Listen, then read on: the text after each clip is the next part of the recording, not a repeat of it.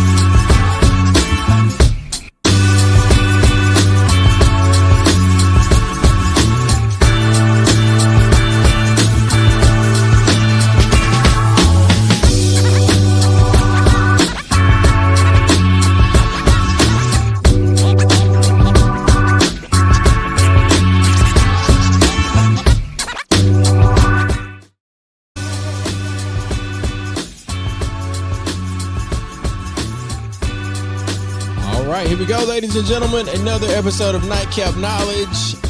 It's a special one.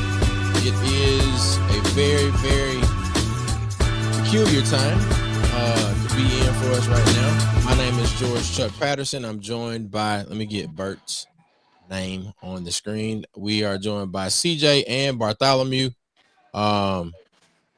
Mac said he was going to allow this particular group of friends, and of course, Mac is our friend and our brother and went to Tougaloo. But without saying too much, we're going to allow this conversation to be discussed amongst friends. Is the best way to say it. So, guys, we are here. Of course, we do need to do an introduction of Bart. Bart, this is your first time on Nightcap Knowledge, huh? Yep, my first time on Nightcap Knowledge. What's up? What's up? Oh, what's up? Okay. All right. But Bart, welcome to Nightcap Knowledge. You want to tell folks a little bit about yourself, your personal background, and then we'll go to CJ, and then we'll let Burt do his thing too. Man, it's your boy B, Bart. Shoot. That's about it. Man. That's about it, man. I ain't got to. If you don't know me by now, you just don't know me, man. I just don't. I'm so tired of introducing myself, man. Yeah, they know me already, man. If they don't, then I guess they'll find out in about 5 seconds. About 5 seconds? 5 seconds, man. What's good, everybody? I'm CJ Lawrence. I'm the CEO of Black with No Chaser. Also been a civil rights criminal defense attorney for about 17 years now. And in addition to that, I'm also a member of Omega Psi Phi Fraternity Incorporated and have been that for almost 24 years. So, no, not. This is true. Wow. That nigga old. Oh, that's gonna be interesting. Very much so. Shout out to 01. The 01 fraternity. The 01 fraternity. Why y'all put Burt on here? I just thought about it, man. We should have prepped before we got Burt up on here, man. Yeah, because you know 01 got secrets. I know, man. I'm just saying we should have prepped. Hold on, wait, that don't sound right. So what about Chuck? Oh, Chuck. Oh, Chuck. And Chuck. It's and Chuck. It's 01 and Chuck. Yeah. And sometimes Burt. Sometimes it's fine. I appreciate the arrogance. It's cool. Go, Burt. Oh, my bad. I'm sorry. I told you. Past my bedtime. Good evening, ladies and gentlemen. Burt Jackson, 20-year therapist, counselor. And I know these guys by default. Okay. All right. Could be a lot of bruh. All right. So look, let me do this. Bro. So before we get into the topic and the discussion at hand, I must, and Mac asks that we do this. We have to give a shout out to former Mississippi State Representative Robert G. Clark Jr. Representative Clark served in the Mississippi House from 1968 to 2004, representing the 47th district. He was the first African-American member of the Mississippi legislature since 1894. I'm going to throw a graphic up so we can, one, recognize him, but he was funeralized today. So we definitely want to, wish our condolences, pass our condolences to his family, but also, to give a shout out to our trailblazers and folks that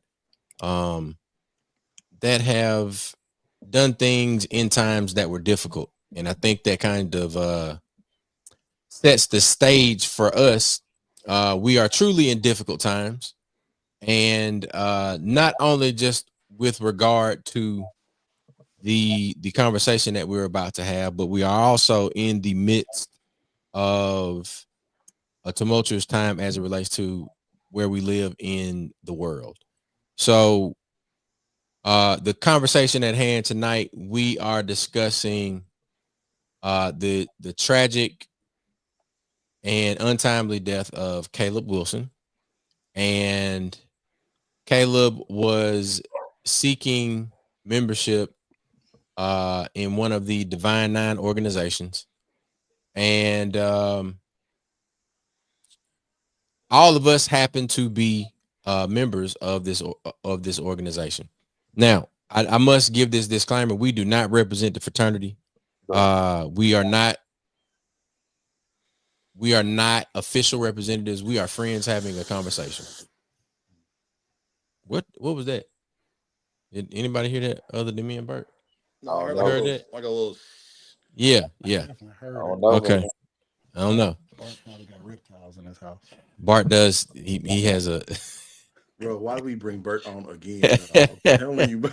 All right. So, but as I was saying, we are in no official capacity. We do not represent anything that the fraternity. I do not hold any position in any local chapter, nor any state, district, or international.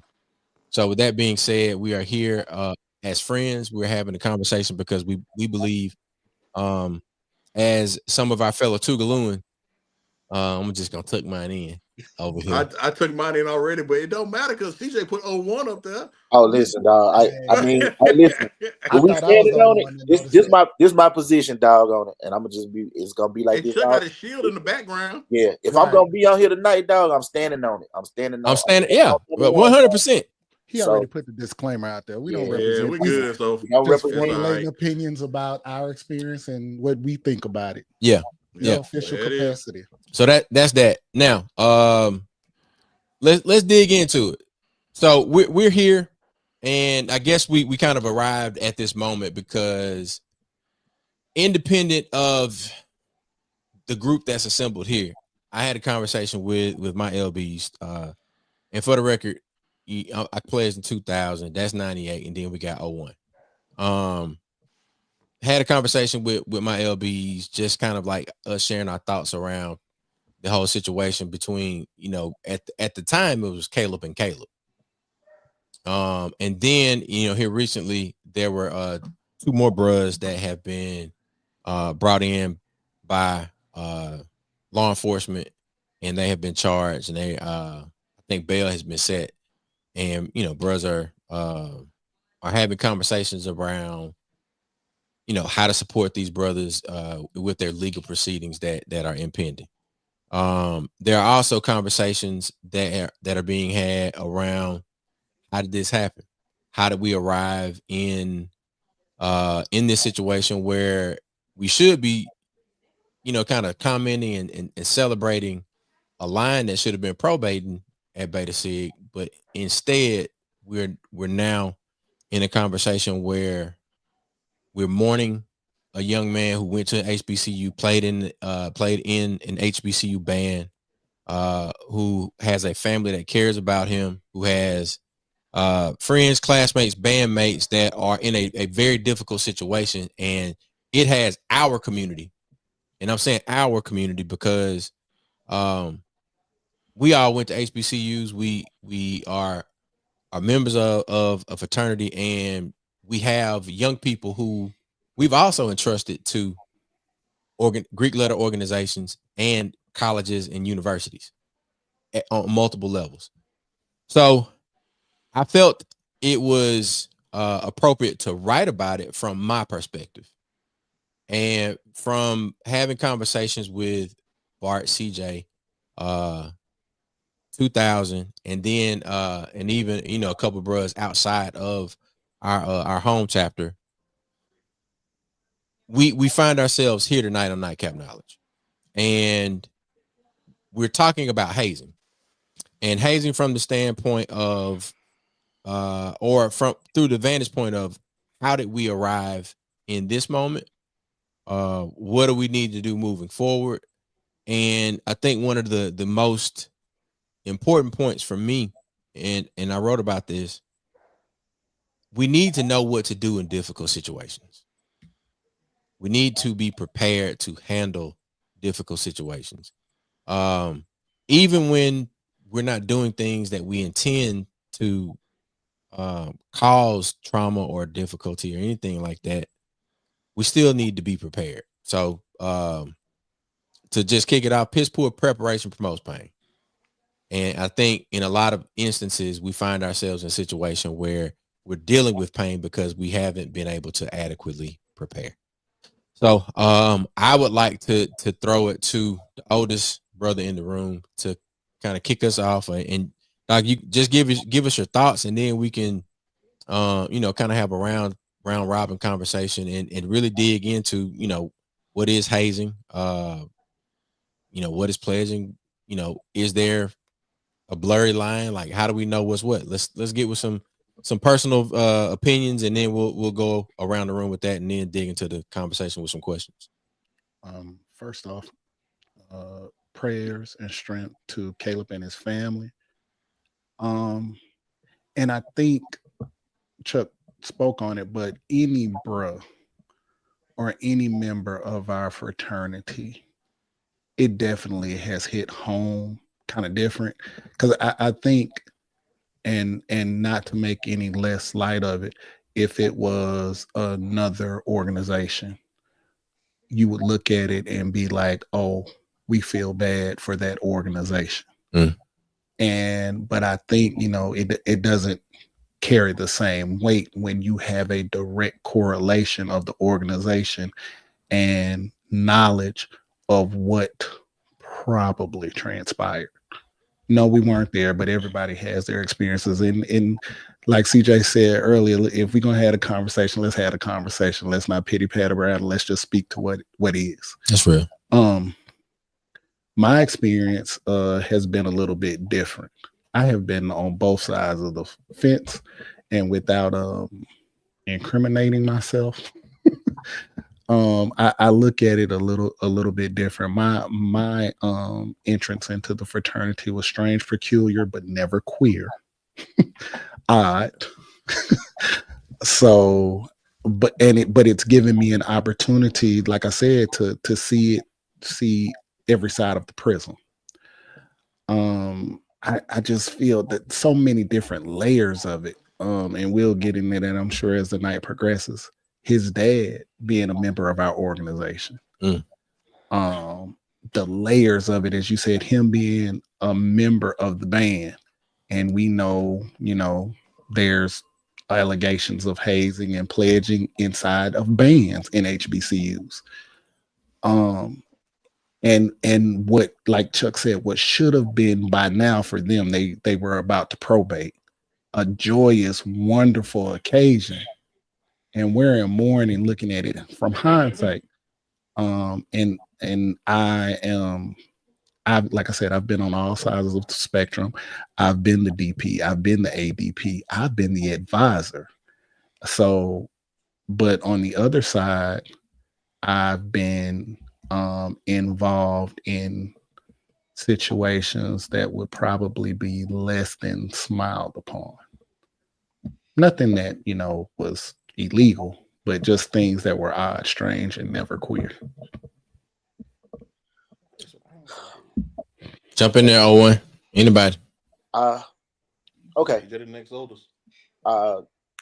First, again, I want to extend my condolences to Caleb Wilson's family. And that, bro, it's incredibly tragic, and it was from the moment that I initially heard about it. My feelings were hurt about what happened to Caleb and the loss of his life.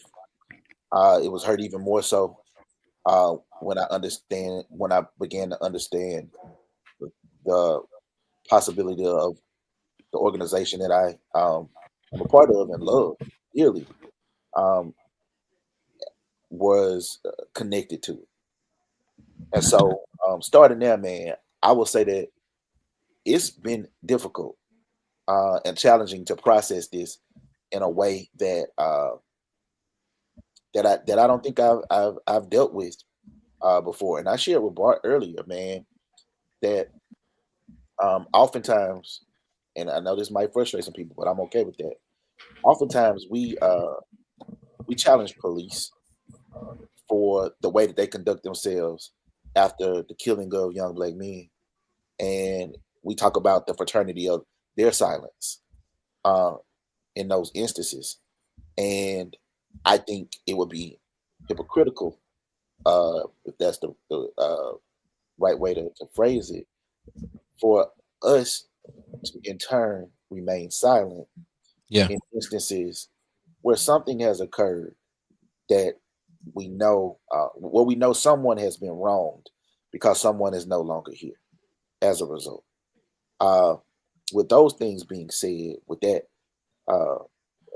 laying the table, I also want to state I'm trying to look at this from the perspective of, as a defense attorney, people have a right to be innocent until proven guilty. Right. So when I discuss anything, even if I discuss it as facts as I know them to be from what I have only read about, I am qualifying those things as allegedly, not because I am trying to dispute the facts of them, but because it's important to state allegedly because I do not know the actual facts in their totality. And so with that being said, I think that there's a lot of room for a lot of work and a opportunity and time for reimagining how there can still be ways to build with young men and women without brutality in any type of way being attached, toxicity being attached, danger that can cause someone the life being attached. Not talking about simply freak accidents, but I'm talking about actual subjecting of people to violence, actual subjecting of people to physical harm that can subsequently result in injury and or death. I think we have the luxury of perspective that time has given us. Yeah, and I understand that. But I also understand that with time comes the opportunity for change, for improvement, for evolution. And I think that where we stand now at this crossroads, we are looking at this moment and saying, this is an opportunity, sadly, to evaluate what's going on across the board and make dramatic and significant changes that still create opportunity for character to be built. And the reason that I say that is because I would never deny or take away the way that having an experience, like the experience that I personally had, that I can speak to. Not every aspect of the experience. I could have done without some aspects of the experience and still had it build my character, to be real with you. Agreed. But to say, but for, I can't personally deny that there are things about the experience that I personally had that have assisted me many times in difficult situations to be prepared for those situations in ways and manners that I don't think that I would have been had I not experienced some of the things that I personally experienced that have allowed me a frame of reference to lean upon when in times of turmoil or struggle personally. Okay. Go for it, Bart. Man, this is hard. This has been hard for what, a week now? A little more than a week. We've had conversations after conversations. Even my daughter, she's a Zeta from UT Knox. We've had conversations over and over and over again in so many different aspects. And at the end of the day, my heart is heavy. And it's heavy for a lot of different reasons. It's heavy from a father's perspective. I cannot fathom the idea of someone calling me and telling me that my son or daughter is no more, especially from inside of my house, meaning my organization. That is that is a burden I don't wish upon anyone. Um, then there's the aspect of actually being inside the fraternity. I can honestly say and attest to everything else that's been said. It's one of the greatest things that has ever happened to me. It honestly is, but it is flawed, and not just this fraternity, but other things I've been a part of. It's flawed because humans are flawed, and it sucks because when those flaws present themselves, you have issues like this that happen. I think that there must be an evolution of some sort. Um, I think real conversation needs to be had, and and a lot of people are asking why this conversation isn't happening out loud. I think it's important to understand like what our organization is. Our organization has been around since 1911, um, and we have a very strict code. And then this is very simple. We handle our business, and we handle it behind closed doors for a reason. There are things that we don't want revealed for whatever reason. Those conversations need to be happening right now. They need to be happening, and it doesn't occur on an official level. It doesn't occur for the grand boss list. It occurs in the back rooms, in the darkness. But someone has to say something. They have to say it because at some point, I have a son, and if he is fortunate enough, hopefully he goes to Tougaloo. Lord knows, I hope he goes to Tougaloo. And if he goes to Tougaloo, and hopefully he meets Jackson and McCray at some point. And if I really want them to be a part of PE. And I'm not just saying this because I am biased. I am PE. But PE is like, they're real friends. Like, it's friendship. I I want him to have the experiences, the good experiences that I had, like the true friendships. But I can guarantee you, dog, if anything happens to that baby, Yeah. I'm burning this entire world down. You can put that on record. It's I don't different. care who it is. Everybody got to get this work because my heart changes just like that. It changes from gold boot wearing, cowboy boot wearing, to a father who is missing something deep down inside. And at the end of the day, I think that's what matters most. A family is hurting, and they're probably not getting the comfort that they probably need. And hopefully, this conversation it doesn't. I don't think we're trying to reveal secrets or processes. Nothing like that.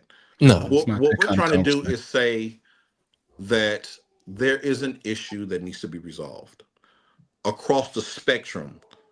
And hopefully this conversation opens up a deeper conversation for people. But Yeah. oh, where were you about to say something, dog? No. Go ahead. You good. No. I can wait. I can go after you, CJ. No, I was just gonna say, and I think that it's really important. Like I see a lot of Greek letter organizations, particularly I see our organization getting defensive about how people feel about this shit right now. And I think this ain't the time for us to be on the defense with regard to how we speak to this issue. It's not a time to shrink or hide. It's a time to apply the lessons that we've learned. When you up against the trouble, meet it squarely face to face, right? Like I think that this is that moment where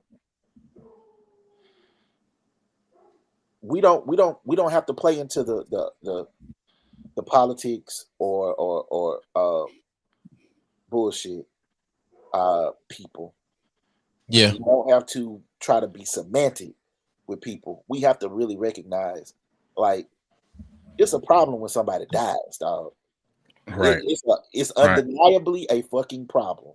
Especially when it's a black man, a young black man trying to get an education in a world that's already challenging. He was about to be an engineer, and no, it hurts. Yeah, dog. It hurts. That's as I was saying earlier. On so many different layers, it's losses. It's losses all the way across the board. Yeah, because the other side of it is this: like now you potentially have 3 guaranteed slaves for the state of Louisiana. Absolutely. That's that, and see, and we're not even talking about that. I know it's hard to see. I'm just gonna be real. I've been that person. I've been that person who's trying to bring people into something.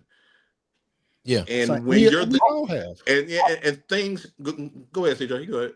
No, you go ahead, dog. I was just saying, I've been that person, and things could have gone bad at certain times. Right. All of us got that same situation, and that means that every last person on here, things could have got bad quickly. For the grace of God. But dog, it was our ignorance, it was our youth, it wasn't ill intentions. It was things could have got bad, and so I could have easily, you could have been, then people could have been on the other side. 3 black men, or how many men are actually allegedly charged.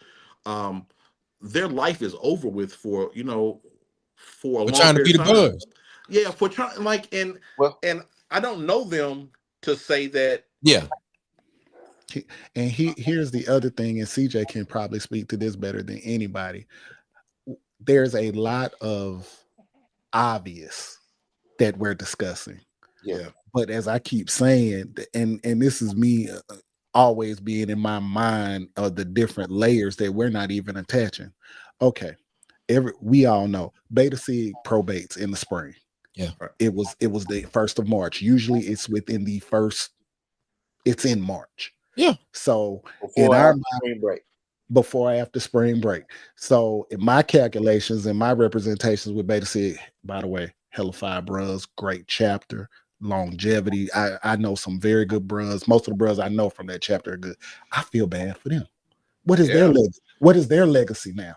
And what about, and we know how the process goes, they've already sent their money in. Those guys who died, the trauma of his line brothers. Right. They ain't never gonna forget this.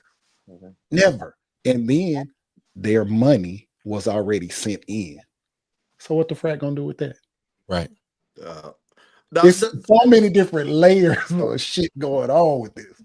So I mean, y'all have explored a lot of layers from the psychological to um, just the practical layers. And to be honest with you, I really do have empathy for everybody that was involved in this, because I don't believe that this started out as a night where anyone intended for the night to end the way that it ended.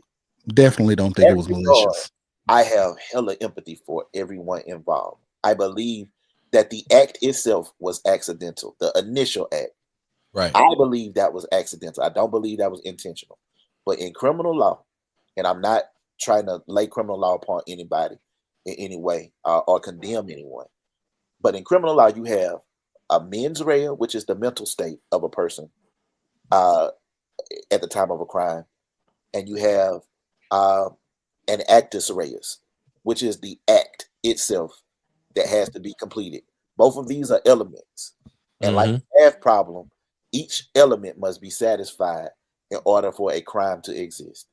Right. In this instance, perhaps it's not the act, the underlying act, which still is should have been avoidable. At this point in time, allegedly, someone was punched. Allegedly, Caleb Wilson was punched in his chest, and that resulted in physical complications that led to him becoming unconscious. At that point in time, everything else has to go out the fucking window. Everything else has to go out the window. Ain't no getting your story straight. Ain't no fixing that shit. Because at that point, when you start trying to get your story straight, now you got a new act, because you have failed to intervene.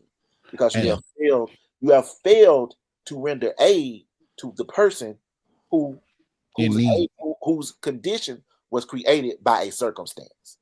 Right. And when your behavior drifts into that place, I understand fear again, but that's one of the unique things about what this thing has taught us. And I'm doing my best not to be a hypocrite in this moment.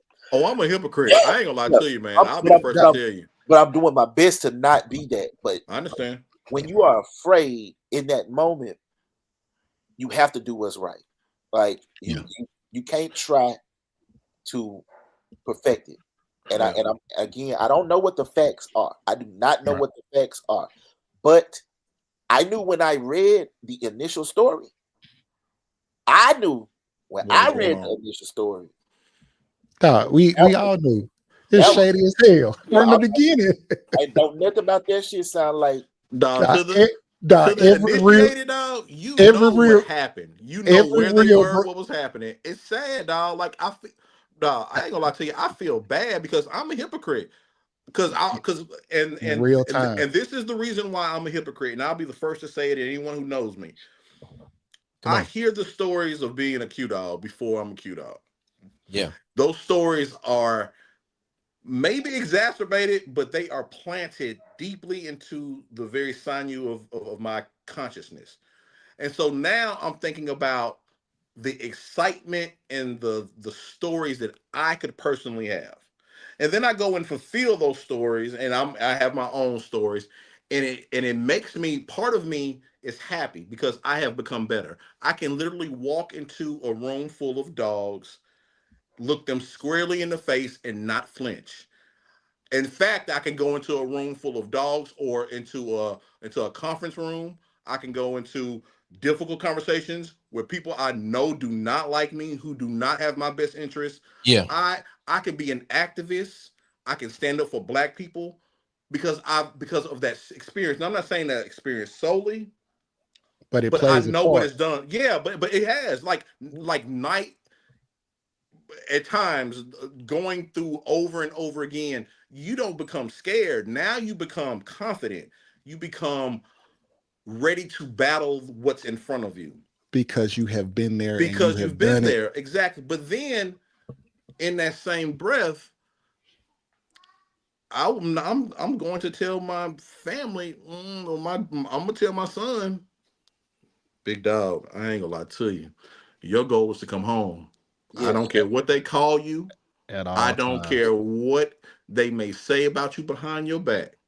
Your goal is to fulfill God's promise for you to be an amazing man and to save whatever you're supposed to save.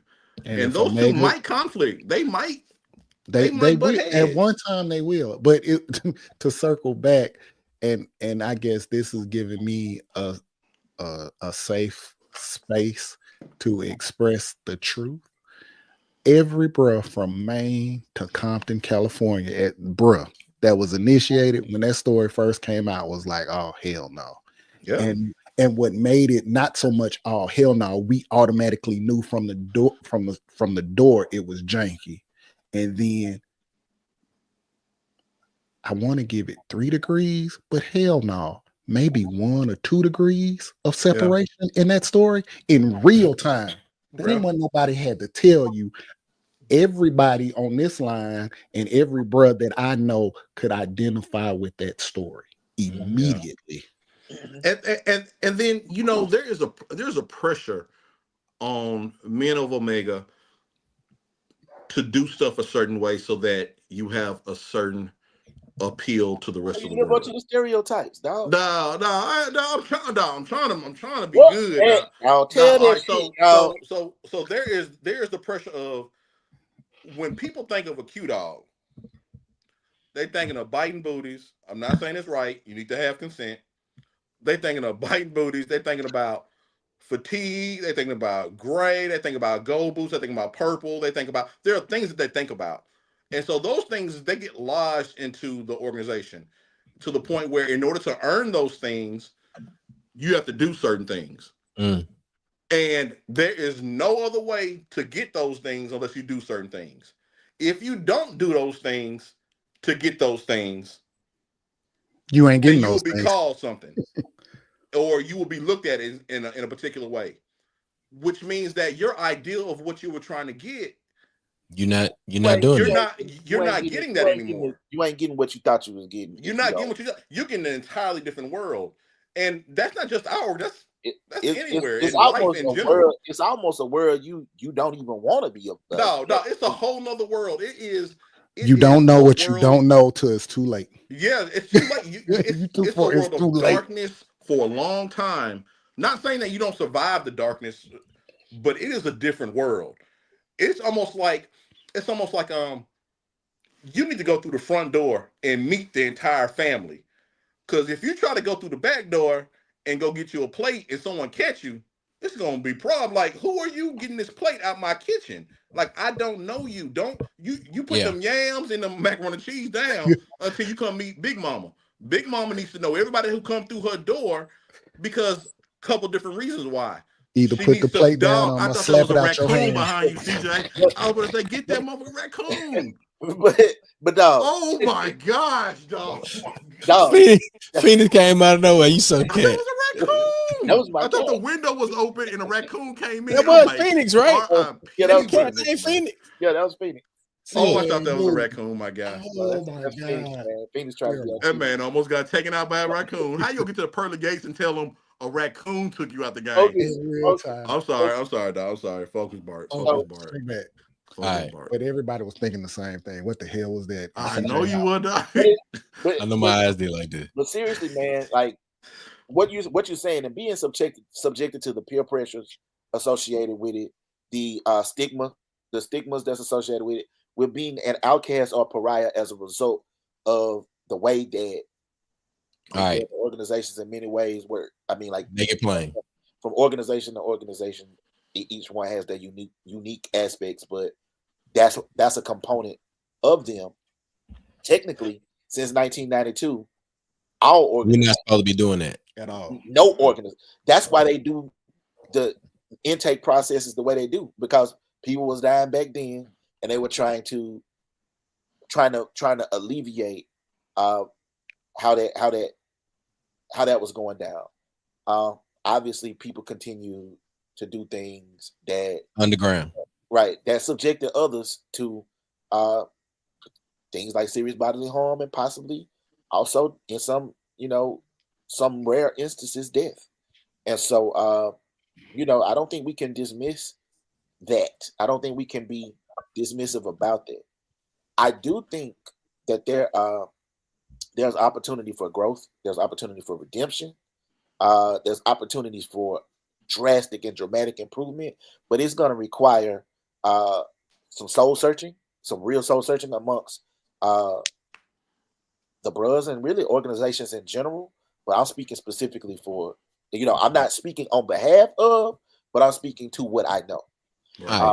And it's going to require some soul searching because of the old way and the old guard and the old way of thinking about things versus and it's going to have to be real conversations. It can't be surface conversations either. No. So look, let me jump in right here because we talking around a lot of things.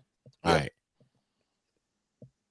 Is there a difference between hazing, pledging, and how do you do one without the other? Is there a way to do one without the other? Like, let's start right there. Go, CJ. One. Did you raise your hand? Yes. Nigga did raise his hand. One, I'm gonna say this, dog. I don't know if there's a difference between hazing and pledging because I only know what I know and what I've seen. So I can't say that I can only speak to that, but that's what I can speak to. That's your personal experience. That's your lived experience. With that being said, I have seen some things where people have been. Mr. Jason Wilson, who runs the Cave of Adullam, which is a martial arts school for young men, has and I can't remember the name of his newest book, but The Man the Moment Requires, I think is the name of his new book. And I hope he doesn't mind me calling his name out because he reminds me of a lot of the great things that men of Omega Psi Phi represent. The good things, manhood, scholarship, perseverance, uplift. You know what I mean? Like, and you see all of those things play out in the way that he builds these young men up. I've seen you with Jackson and with McCray in the way that you are with them with sports and things like that, and how you assign them tasks that they set out to achieve, and they become goals that they understand. I'm again go back to Mr. Jason Wilson. There's an example of him with a young boy in a video that he posted recently, where the young man is doing, he's a boy doing push-ups, right? Yeah. And as he's doing these push-ups, he begins to cry. And Mr. Wilson is talking with him through it and saying that's okay. It's okay to cry. That pain that you feel is real, but it's also a part of life. Right now, the pain is controlling you. What we're doing is learning to push through the pain, not suppress it. We're gonna cry through it. We're gonna accept those tears, but we're gonna learn how to move past the pain so that we then in turn learn how to control the pain. Yeah. And so I think that there are ways to build young men and women up utilizing good lessons that don't require violence or brutality or toxicity, that can be applied and applicable without having to do things that's going to potentially cost someone their lives. Yeah. You're ready. Go ahead. I'm sorry, my bad. No problem, dog. What'd you say, Burt? I was just getting ready to say, and I was looking at these responses as we're going through. Theoretically, there is a significant difference between pledging and hazing, but the difference is, I believe, is that the lines get blurred based on people's behavior, based on regulation, and based on situations, and here we go again. If we just gonna speak truth to it, lack of sober judgment. You talking about drugs being introduced, you talking about alcohol being introduced. Yeah. And I'm not saying nothing that nobody doesn't know, but just imagine another layer. Imagine all of our processes if there was no drugs or alcohol present during any of the process. The significant difference that would have been. And I keep referring back to it, and Bart, I feel you. Y'all are aspiring, and the Lord's gonna say the same. If my nieces and nephews attend Tougaloo College, right now I'm at that stage of my life where my daughter's at college, and it's the other side of the coin And her mother is a member of Delta Sigma Theta. And I kept finding it, and this is my own truth, to be at peace or with it, because I don't have the stress of my son attempting to pledge Rho Epsilon. And when I look at brothers who have children who have come through, the sons who have come through the chapter, nephews who have come through the chapter, I kind of find it at peace. But it's the same thing on the other side, because, as Bart said, there's probably in priority, there is nothing, thank God, that I am a member of this fraternity. I wouldn't change my process for $1 million, but I wouldn't do it again for $1 million either. Because looking at it, hindsight, I'm sure we all got this same conversation. What the hell was you thinking? I ask myself that all the time, because if you really look at it as a therapist, and when we have these conversations and we joking and we laughing, right, therapeutically speaking, it is trauma. We all Most definitely. Because like right now, to this day, I get up every hour on the hour. I can't sleep a complete hour. I haven't slept a complete hour since 1998. And I know where that comes from. Yeah. No, you go ahead, CJ. But I'm just speaking my truth though. No. And so your truth comes at a time where it's important to realize what this process does to you. And so from a physical perspective and from a mental perspective, and even from a spiritual perspective, if not done right, or if people don't understand the quote unquote power they have at that moment, then you can inflict a lifelong trauma on a person that doesn't heal. And so the question then becomes this: I knew when I became a man, I knew when like it hit me, and I just told CJ them this. I was in DC. I left Tougaloo, was in DC. I was thinking about getting the PhD at Georgetown. Something happened at home, and I realized after I finished with the program, I realized I'm going to have to stop my life to come back home to take care of it. Something happened. Like I felt me being a man. It's the weirdest thing ever. It transformed. I was a boy living the life, leaving Mississippi, leaving California. And so the question then becomes, and that was at 25. So I pledged at, how old was I when I pledged? 19. I'm not 19. So I don't know. I wouldn't know. And you know what? I didn't pledge. So I'm wondering. You kick rocks, dog. So I'm wondering, does the question become: do you want a child raising a child, or do you want a grown man raising a child that hasn't become a man yet? You know what I'm saying? So do you want a 19 trying to teach an 18-year-old, or do you want a 25-year-old Bart teaching how to? Not beating anybody. I'm not talking about beating anybody. I'm talking about, CJ mentioned earlier about just having that sense of confidence. I know now, right now, the way that I raised my son, the way that I raised my girls, I've made their life strategically difficult at times to teach a lesson. And so I remember very vividly, so that she'll never forget. My oldest, we were trying to go to Chick-fil-A. She'd been wanting Chick-fil-A for a long time. And so I played up the game for a long time. It was Sunday. She didn't know Chick-fil-A was closed on a Sunday. And so the whole day I said, we going to Chick-fil-A. Until she realized when we got in the car that Chick-fil-A closed on Sundays. She will never not forget that whole process. I made it hard for her. I got her excited, whatever. It was a bad dad joke probably. But nonetheless, I didn't have to force anything. It was just a way of teaching her a lesson. I think, do you want your child being raised by another young Bart? Young Bart was not good. I'll be the first to admit it. Young Bart was young. Yeah. I was ignorant, and because I had a certain position in the fraternity, a position that I would like to think that gave me an edge over other people when you get a position that you may have earned, then I'm thinking I gotta make somebody else follow in my footsteps. Like I earned this because I did this, and that for this long period of time. If you gonna be this position, you gotta do the same thing. And I think that young Bart was stupid. He was. He was honestly stupid because maybe not stupid, but maybe like I think it's the Immature, proper like, word. You said ignorant. yeah, I was ignorant, and I And we regret all, those things. and that's not pointing a finger at you. We all have been ignorant because back to what I reckless. said, Yeah, you don't Yeah. know what you don't know.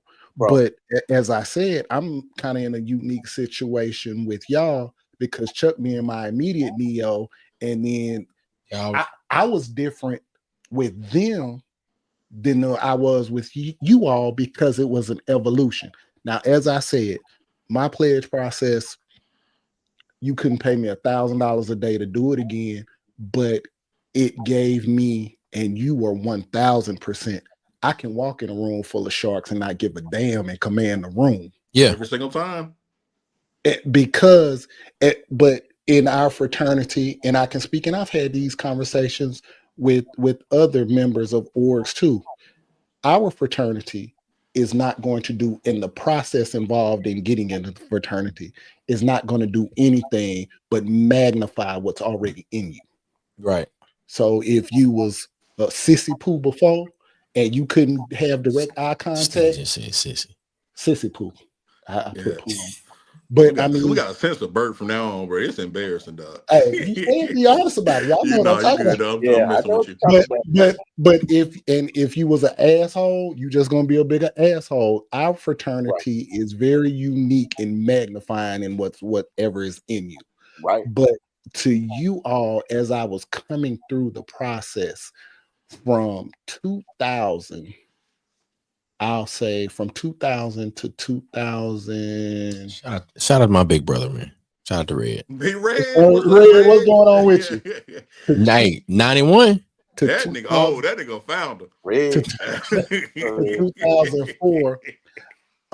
As we said, I was going on what I was taught or what I was thinking. Look, this is the tradition, but I never questioned the tradition. If you Like, pass what is down generational curses Right. generational Right. curses? Is Right. the same shit, from and people But- don't.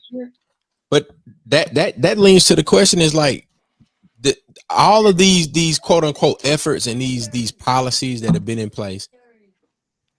Hazing has it has persisted.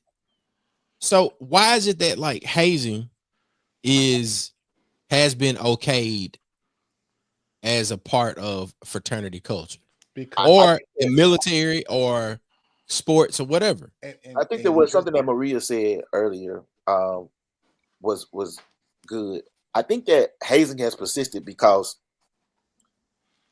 the pledging process was completely outlawed, essentially. And so I think it might have been better to regulate a pledging process than to, like, for there to be like things that you could report, upholding the values of the organization, scholarship, service. Like, if there were things that could be, I'm not saying implementing more bureaucracy into the process, but I'm saying that if you know it's like this, bro. If you know people gonna smoke weed, whether it's legal or not, why not just legalize it and regulate? Do you see what I'm saying? Like, why not legalize it and implement policies that help to regulate? If you consider that if you consider that from a pledging or perspective, if there were ways to potentially have more regulations over the process, understanding that, like, okay, y'all talking about doing what? No, that ain't gonna work. X that out. That Now you said you're speaking as though you might be a big brother or a bigger brother, an older bro, pro fight chapter bro, and the young bros. Yes, but or an authoritative body. Actually, I'm saying Okay. even if it was an authoritative body in which, and again, I'm suggesting things not because I want hazing to persist, but I was asked what kind of teachable actions or actionable things can be done, and I'm saying if people are going to do it whether we want them to or not. Is there a way that the things that they do, the nature of the things that they do, we have an ability to regulate that? They have to like basically we're gonna make it to where you can come out of the shadows on doing stuff, but what the stuff, the magnitude of stuff you do. You know? If I'm not mistaken, earlier, you know, when you were going through the play years ago in the 80s and the 70s, the different processes, pledging openly was allowed. Yeah, right. Oh my God. And like school days, school days, or like 04. Them boys above ground. A different world. Yeah. Wasn't it with I think with Josh and them? No, that started with it was 04. It was 04. You talk about Johnson with the Lampados 2.0. Like technically, dog, you can't even do what they was doing on school days. After MIP, you going to jail. Doing on school days when they was coming out on the yard lined up. Yeah, you going to jail. The actual process, like unless you went to Tougaloo in 2004. Right, those things were not things that you could do. Yeah. So I mean, like things like the Lampados Club did exist. Like there's a history of this, and so that's essentially what I'm saying is like, are there ways, dog, to? But here's what we're people like shirk at the idea of it, but here's a conversation that I think that needs to be addressed, a part of the conversation. The appeal.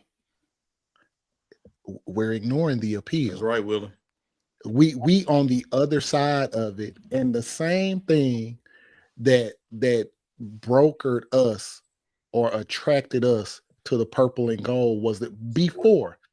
Tell me, any one of you, if you disagree, tell me prior to you even getting into college, you know about the bros, and as before you had heard stories, so you made a concerted effort, and it's no different than the people coming behind us.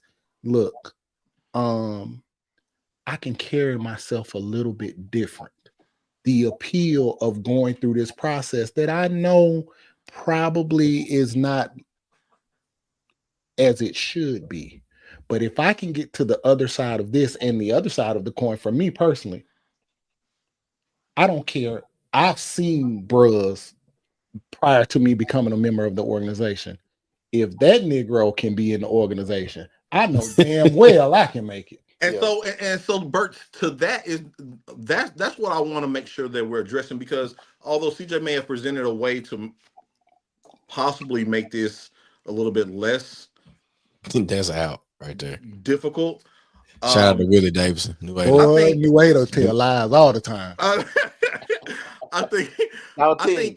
think as men, I think especially our organization, if you are Q, and I know we got alphas and noobs and everybody on here right now. If you are a Q, I think the world sees, and I promise y'all, to my best friends that in every other organization, I already know what you're going to say. Qs, you see, oh, that's what a man's supposed to be. You know what I'm saying? And to each other, to the bros, we say that's why we have march downs. That's why we compete. How long is it going to take for a chapter to say? You are competing 24/7, and so. Don't forget, you will see some tussling amongst the only fraternity I know where you will see open fights. I know it shouldn't be no tussling. Why are we saying tussling, man? You're so old, bro. It shouldn't be no tussling in front of everybody. Everybody tussling because number one, because we are the man fraternity, we are proving something. You sound so sexist. I hate you, dog. And so I just don't think that pledging out loud is going to change anything, because if I'm marching, like for example, when Chuck was marching, and I'll tell y'all this right here, when I saw Burt marching, I was embarrassed. I said, "No, the brothers can't march like Burt." And so, or Carlos, I said, "No, the brothers can't march like them." But then we were online. I'm not saying we online. I'm sorry. We were doing something, and Chuck was showing me what you want me to say, CJ? All right, then we were online. Chuck was hopping. All right, You been in this Chuck, motherfucking shit for 24 man, shut up, years. man. What Shut up, you man. mean? So Chuck is marching. Chuck, being the hot dog, is showing us marches. I said, And you just couldn't catch on, huh? Because he had better angle. in my mind, I said, I could be better than Chuck because that's the best thing I've seen. No one told me to be better than Chuck. No one ever said that. But I thought you ain't like the fraternity. I don't like you. And so in my mind, I said, let me try to be better than Chuck. And then if I saw somebody else march, it was that competition. No one told me to be that. That's the same thing with Is that healthy competition? Huh? Is that a healthy competition, or is it? It is the flaw of man. It is just the flaw of man. The flaw of man. Right. Yeah, it's the flaw of man. So for a long time, I did behavioral observations in children. My behavioral observations in children happened for about 5 years. The one thing that was consistent across the board, I'm talking about, I don't care if you white, black, purple, or brown. If you put 2 boys on the playground, 3 boys on the playground, 4 boys, somebody's going to try to lead. Somebody's going to say, I can run faster. Someone say, I can jump. They're going to say, watch this. No matter what happens. Though men are supposed to be mature, we still do it. We do it to this day. In fact, when Chuck had on, what did Chuck have on, CJ? He had on that blue jean, black with no chaser jacket one time. In my mind, I know. Paying attention to the clothing. Heck y'all know I'm Big Smooth. Stop playing. But in my mind, I said, Chuck, like he's smooth with that jacket on. I'm gonna be smooth when I get me. I'm gonna be smoother. There's no reason for me to say that other than or Burt had them Burt had them purple and gold J's. That's when the brothers weren't even doing that. But Burt, I was like, I'm gonna be smoother than Burt when I give me some purple and gold. Look. So you talk about so the thing is bro, making boys better or making men better or whatever can't be the catalyst if better means you got beat worse. If the catalyst is I agree with that. If you got beat worse, more people had a chance to see you and you happen to survive a fucking beating. That cannot be the measuring rod for what it is to be a true man of Omega Psi Phi or any organization, man or woman. I think we're talking about, not to cut you off, CJ, but I think we're talking about the layers of hazing. So what is acceptable? So like, for example, hold on. I think there should be no level of hazing acceptable. Yeah. But what if someone is running? And I'm not saying this is let's say you never touched this particular person. Give an example. Huh? Give the example that you're giving. Okay, then. So let's say, what's my guy's name? Jason Wilson.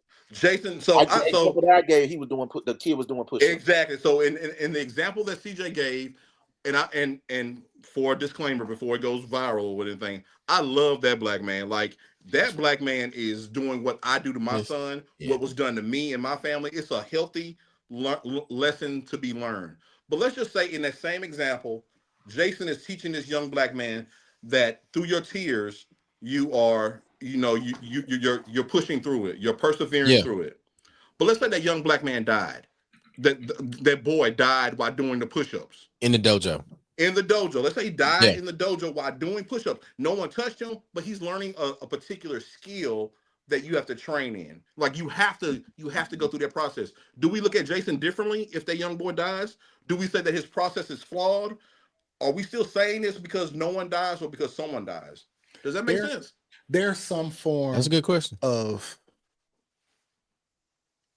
work, effort given in anything worth having, and I'm thinking back when I was playing football. Some of that shit could have definitely been considered hazing, right, or pledging. The Oklahoma drill. That shit is. I don't know about that, man. You need that. But then the bull in the ring, bull in the ring. Bull in the ring. Now you don't need the bull in the ring. My coach intentionally would put people in there, and if he knew you were soft or you had screwed up, and he wanted you off the team, the quickest way to turn Bull in a the ring. so-called football player or into a basketball, basketball baseball player, bull in the ring. Yeah. Oklahoma. Or a writer or a novelist. I remember that one time where I thought I wanted to play football. Dun, dun, dun. Yeah. You never see him again. I think that, but I think that that's certainly a important hypothetical. I think that subjecting people to danger, subjecting people to physical violence is distinctive from people doing calisthenics. And that's not to say that that's CJ, not what's your argument then? And I'm not defending what like happened. kids be dying during football practice. I was just getting ready. No, not even that. What's the difference between a Marine and a SEAL? What's the difference between an Army member and a Ranger? And I mean, I don't know what they get subjected to, but I've read stories about the things that SEALs get subjected to. Like it's just a high level of conditioning that you keep pushing them to. And I know they get paid. But it's voluntary. Right. But what I'm speaking to is the drive or the flaw of the folly of man. It's real men always want to push themselves further. Always. That's why I just told CJ earlier today. All of us, we could when we graduated Tougaloo, and Tougaloo Qs do graduate, by the way, in the top of their class. But okay, well, just stay there. You ain't got your degree. But anyway, antagonist. It's no different than when you graduated college. You kept pushing. No, CJ, you didn't have to go to law school. Bart, you didn't have to go to that mechanic school or wherever you went.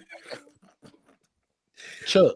I hate you, man. I told you. I just went to Houston to hang out with the brothers. Yeah, I went to that stripper school, though. Or I'll be a stripper. I mean, it's fine. They let me join, and I had a felony, but it don't. But y'all get my point. No. And once again, you know, I know we're talking about Omega Sci-Fi. I mean, I tried not to say it, but CJ keep making me say it. We're talking about our organization. But this is the flaw. We can't speak to nobody else's. Yeah, this is the flaw of man and man with power. And see, when you're bringing over a line, you're literally having power over that line. And some people do not know how to handle power. Oh, so for example, a particular line is being brought over by someone who is power hungry. Yeah, they control that line so. Bring me breakfast. Yeah, it's bad to the point. I can't wait to beat a motherfucking ass nigga, dog. Yeah, like that person that says, "Oh, I'm gonna be the big wood swinger." Pause. Like I'm gonna be the person that is going to make sure he feeds me and my family for a whole year straight. Like that person with power doesn't know. And I think we start having. And once again, I don't know the brothers involved. I don't know their mindset or nothing. What I know is that from a psychology perspective, as a therapist, as a father, as a person who has some kind of clout in the state, I know what power can do to you if you're not careful. I was lucky to be brought into a beautiful family that showed me how to manage power and influence. Yeah. But every brother who's acute don't know how to do that. And it's hard because if I'm a DP and I don't know how to handle power, and I have 20 boys willing to that will jump when I say jump. Why the fuck is somebody who don't know how to handle power to DP? But see, that's the problem. That's the problem with the chapter. Yeah, that's the problem with the pro fights. You can't just. But also, though they may not know how to handle power, they may not tell you they don't know how to handle power. Like you might see signs, and you don't find this out until some shit go wrong. You don't find it out because remember, they don't have a position yet until they have a position. That's one thing. That's one thing. One thing you gonna see about a motherfucker. One thing you gonna see. One thing you should know. If that motherfucker's the DP. Historically, in the past, one thing you would know about that motherfucker is how they handle things. When things supposedly from our perspective in our years. And so I think if the process was I'm It's sorry, not Bert. Go ahead, going man. No, I'm sorry. No, it's not going that way anymore because you got to understand another issue that's there, but we're overlooking. These new niggas different. But you know what? I mean, I would give him that, dog. But dog, this has been going on since the beginning of what we're talking about. But it's a progression. And the other conversation we having, I'm old as fuck. Y'all niggas old too. Old. You gotta understand these niggas that's coming through the fraternity right now. Y'all 3 generations removed. Y'all thought about that? But hold on. So 3 generations. But I still can't subscribe to that, bro. But Bert, I can't subscribe to that because the mentality is still there, dog. Because you gotta go in frat years. How about this? Give me a bruh that give me a bruh time-wise right now, a year that you spend a lot of time with, younger than you. But hold on. Don't use me because I don't like y'all. Like I don't like. We're not talking to you. No. Because we know I don't like nobody. I barely pick up the phone right now. When people call me, dog. Because I texted you 2 weeks ago. You ain't saying shit. Dog. See, don't come on, dog. Show me the receipts, dog. Okay. That's why y'all shouldn't have got Burt old big head. God, I'm sorry. Focus, man. For real. Serious conversation. Come on. CJ, seriously. Like with individuals that you spend time with in all seriousness. Yeah. And here I go again, telling my truth.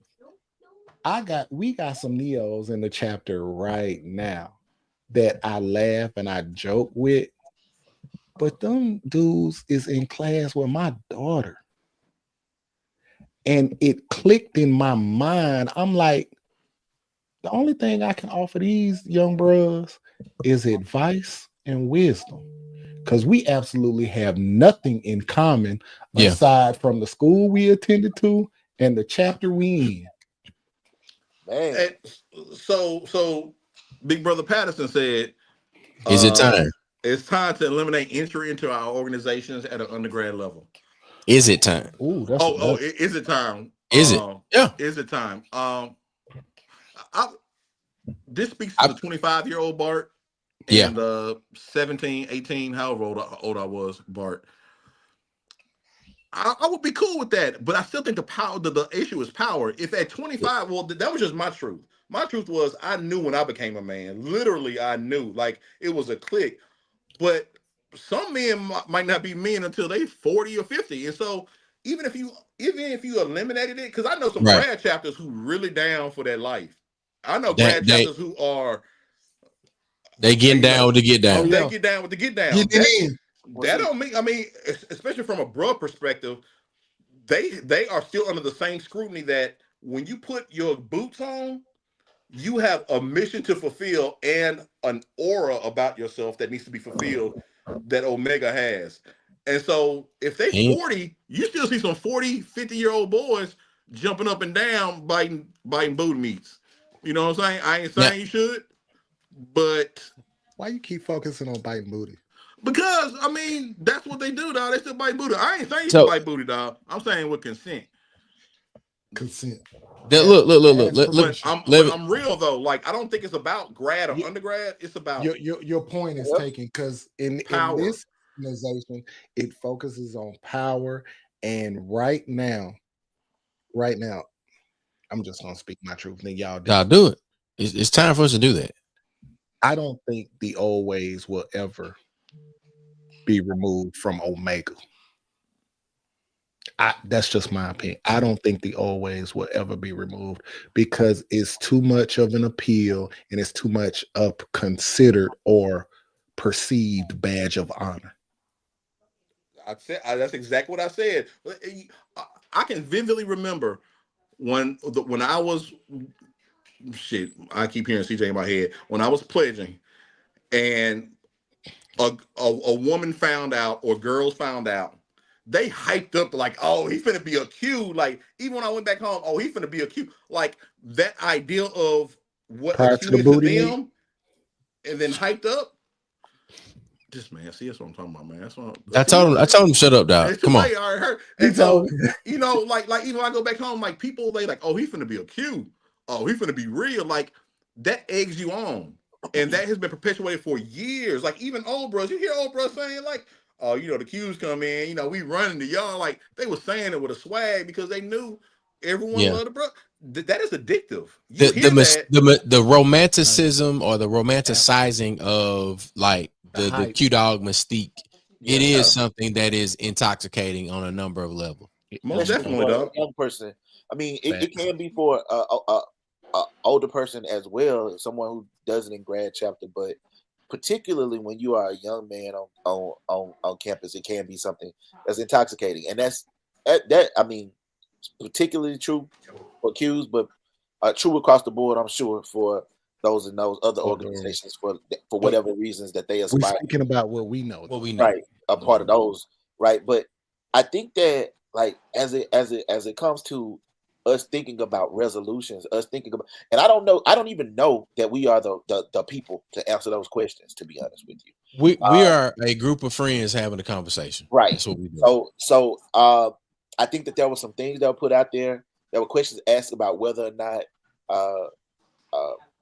there should not be an undergraduate process, but that it should be something that you can only do at the grad level.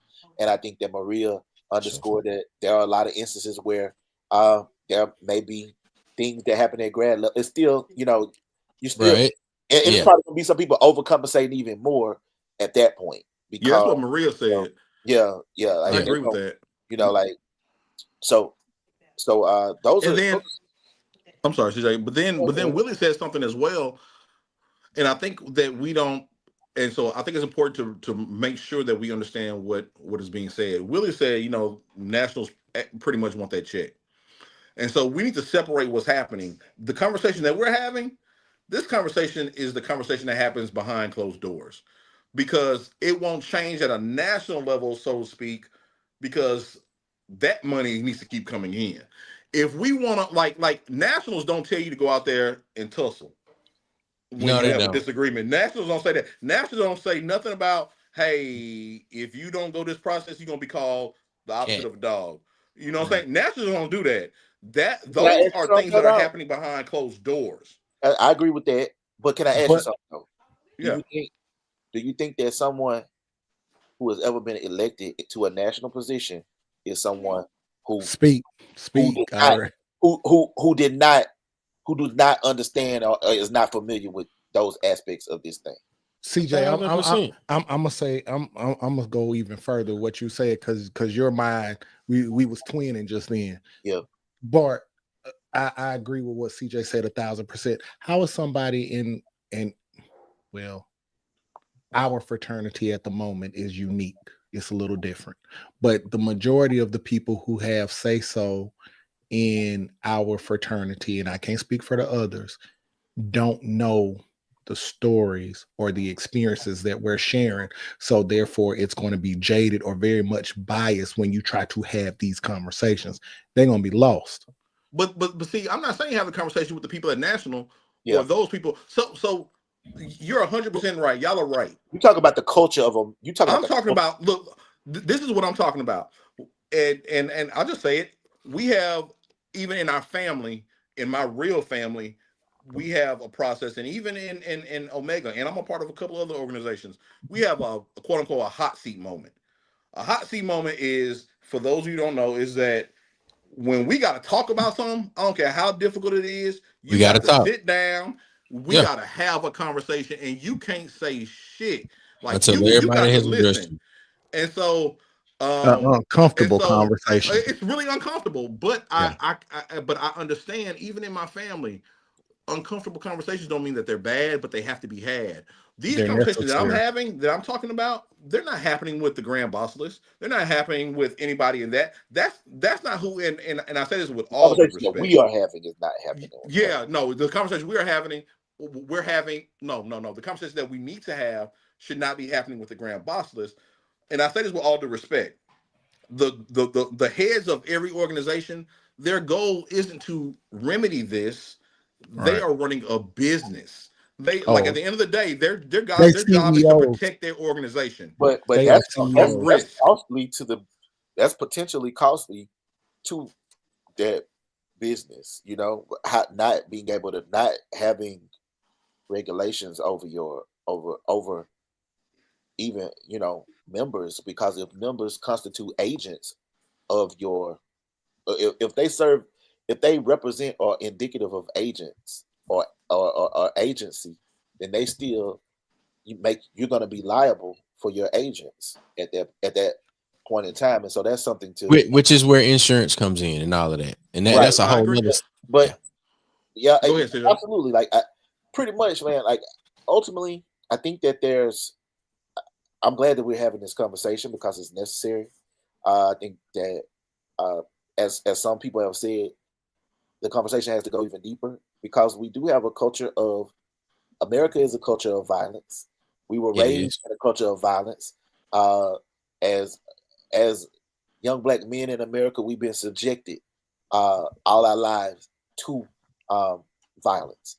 That certainly does not mean or justify any right on our behalf to perpetuate that violence. And I think Definitely. that's where the responsibility comes in to us as men and women who have the ability to change the course of things. Many times I bumped head with many brothers because I was nonconformist in the way that I approached things. What? And it's the truth with you too. I mean, like, a lot of us were nonconformists. Bring me up in this. And when you are nonconformist in an organization that is about, in some shape, form, and fashion, conforming to conforming to a stereotypical way of being, you're going to get pushback. And so in the beginning, there may be pushback at the notion of doing something different than the homogenous way in which it's always been done. I think that Maria said something about regulations and processes that makes sense to me. If you got if you develop a structured process that falls in lines of I can sign this thing saying I'm down to go through this process. Mm-hmm. And I think that and you make that a uniform thing so that some of the things that we say right now, because things are different from process to process, we won't have to say anymore. That doesn't mean that anything about it is going to be flawless, but it could mean that you are creating a structure that allows for a reduction of these types of potential things where you got 18, 19, no, not 18, but you got 20, 21, and 22-year-olds, and you got 18, 19, and 20-year-olds being made, right? And when you have a circumstance where suddenly an emergency happens, and suddenly all of these young guys who thought they were men revert back to being little boys and girls because they are scared. Because They don't know what to do. I'm talking about, I know in my heart that in that moment, all that hard shit went out the window. Oh yeah. Soft as marshmallows. I done been there before. I know tears was We've all been there. We all have been there. I'm talking about, I know that in that moment, those people were more vulnerable than they have ever been in their fucking life as far as their emotions was concerned. Which is why this conversation, I'm super appreciative of it. But when and the more I think about it and the more we had these conversations, the truth of the matter is, even with y'all, Chuck, CJ, Bart, I said it was 2 degrees of separation. I lied because I just played back in my mind as y'all was talking some shit that had transpired. It's 1 degree of separation. For the grace of God, we could have been on the news. Yeah. Bro, and let's just call it what it is. I just told CJ, God, not only Burt, and to be honest, I think the reason why this hits home for a lot of Qs, and the reason why they're fearful of saying it out loud, is because I could have been either in prison or I could have been dead. And these people's lives are affected and ruined forever. And so that's why I don't want to be the person that, like, I don't care what you call me. At this point, I mean, I don't fought just about half the fraternity. including our own chapter, fist fighting, whatever. I don't fault everybody else, everybody trying to hate us.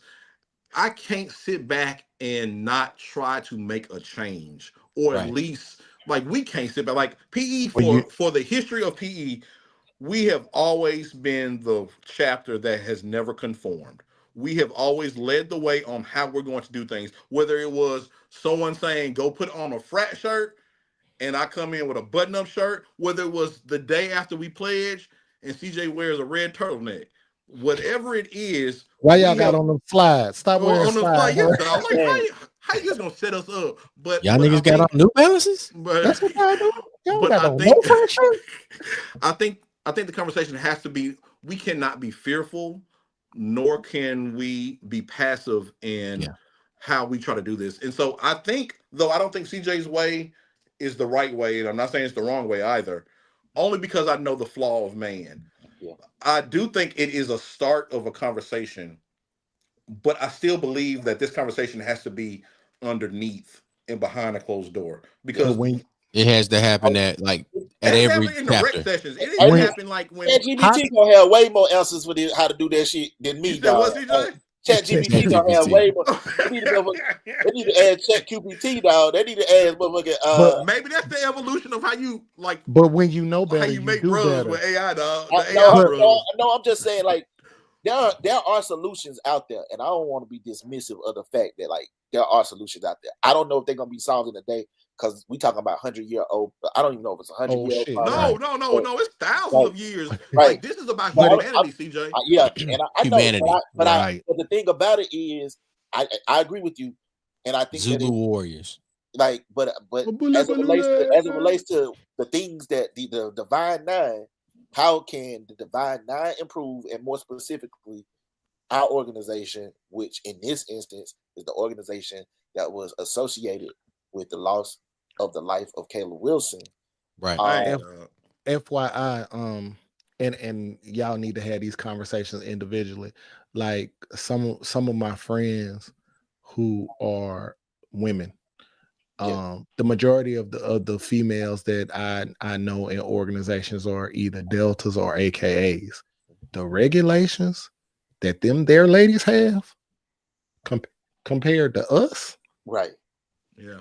like, Women and can be like these organizations can be cutthroat, dog. Yeah, oh, Like they like play no I games. know, dog. They play no game, and like I said, my experience, my wife who's a Delta, yeah, and multiple Deltas that I know, and then multiple friends that I know related that are AKAs.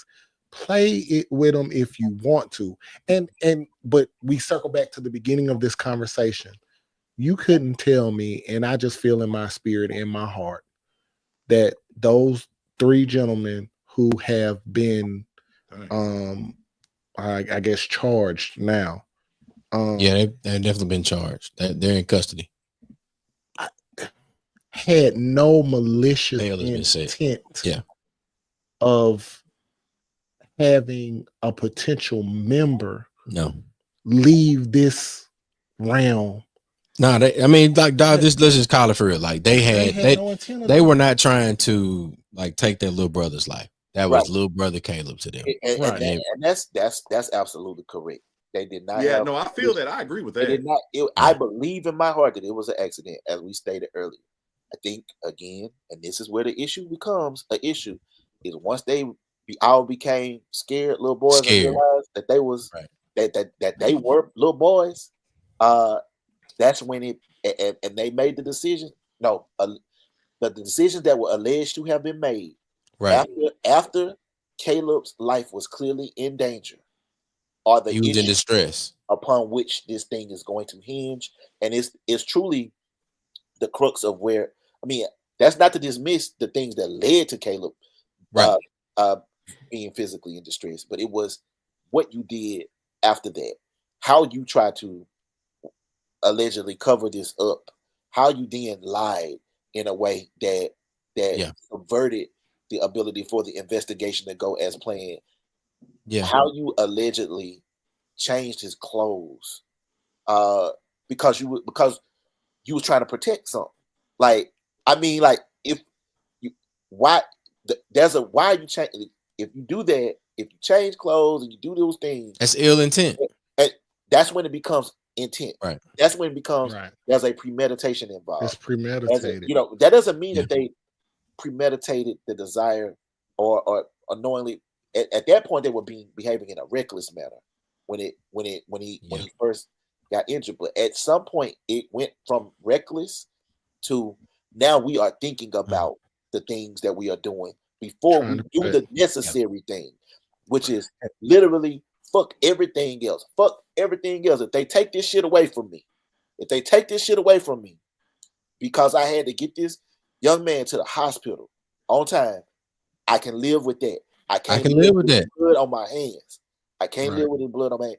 And so, again, I'm saying this sincerely from a place of not trying to be a hypocrite, because I've been a 20-year-old before. I've done dumb things before. Stupid shit. Yeah. I've been a part of this organization for 24 years, and so in that time, you have seen things, and so it would be, it would be disingenuous to say that I haven't. But I understand with the luxury of perspective and time, but also with the understanding that I have of the law, that that's where the issue is and is going to be. And from a morality standpoint, that's going to be where the issue is going to be. I feel so sorry for everybody involved with this. I just keep thinking about, and it's just so much in real time for me. 1 through 6, y'all LBs, imagine one of y'all LBs dying in the set. That shit just is so crazy to me, but it's so crazy because everybody on this line right now, and the allegations that you attested to, CJ, they was given the common courtesy of even having a damn boxing glove on. A boxing glove? A boxing glove? Allegedly. Yep. I wish. Yep. I wish. It's bad. Yeah. And see, that's what I ain't gonna lie to you. I'm hurt, dog. Like I just can't get past the hurt feeling. And I think everyone is in agreement something has to change. I think across the board, definitely there. No matter what organization you're a part of, something has to change. What has to change is up for debate. If you're from my school of thought, hazing is so deeply embedded into humanity and into a violent humanity that I am not hopeful that it changes.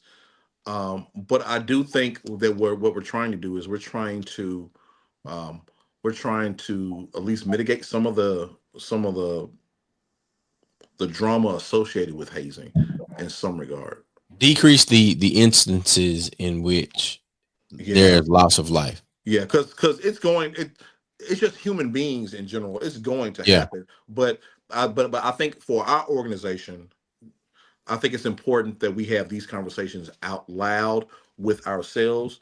And I think we need to start addressing, the underlying thing is the trauma that happens. I was just telling Chuck earlier, even with their line and our line, there was a lot of trauma that was still there. Yeah. And even as friends, we had to address, like, as real brothers over the years, like, just no Q dog stuff.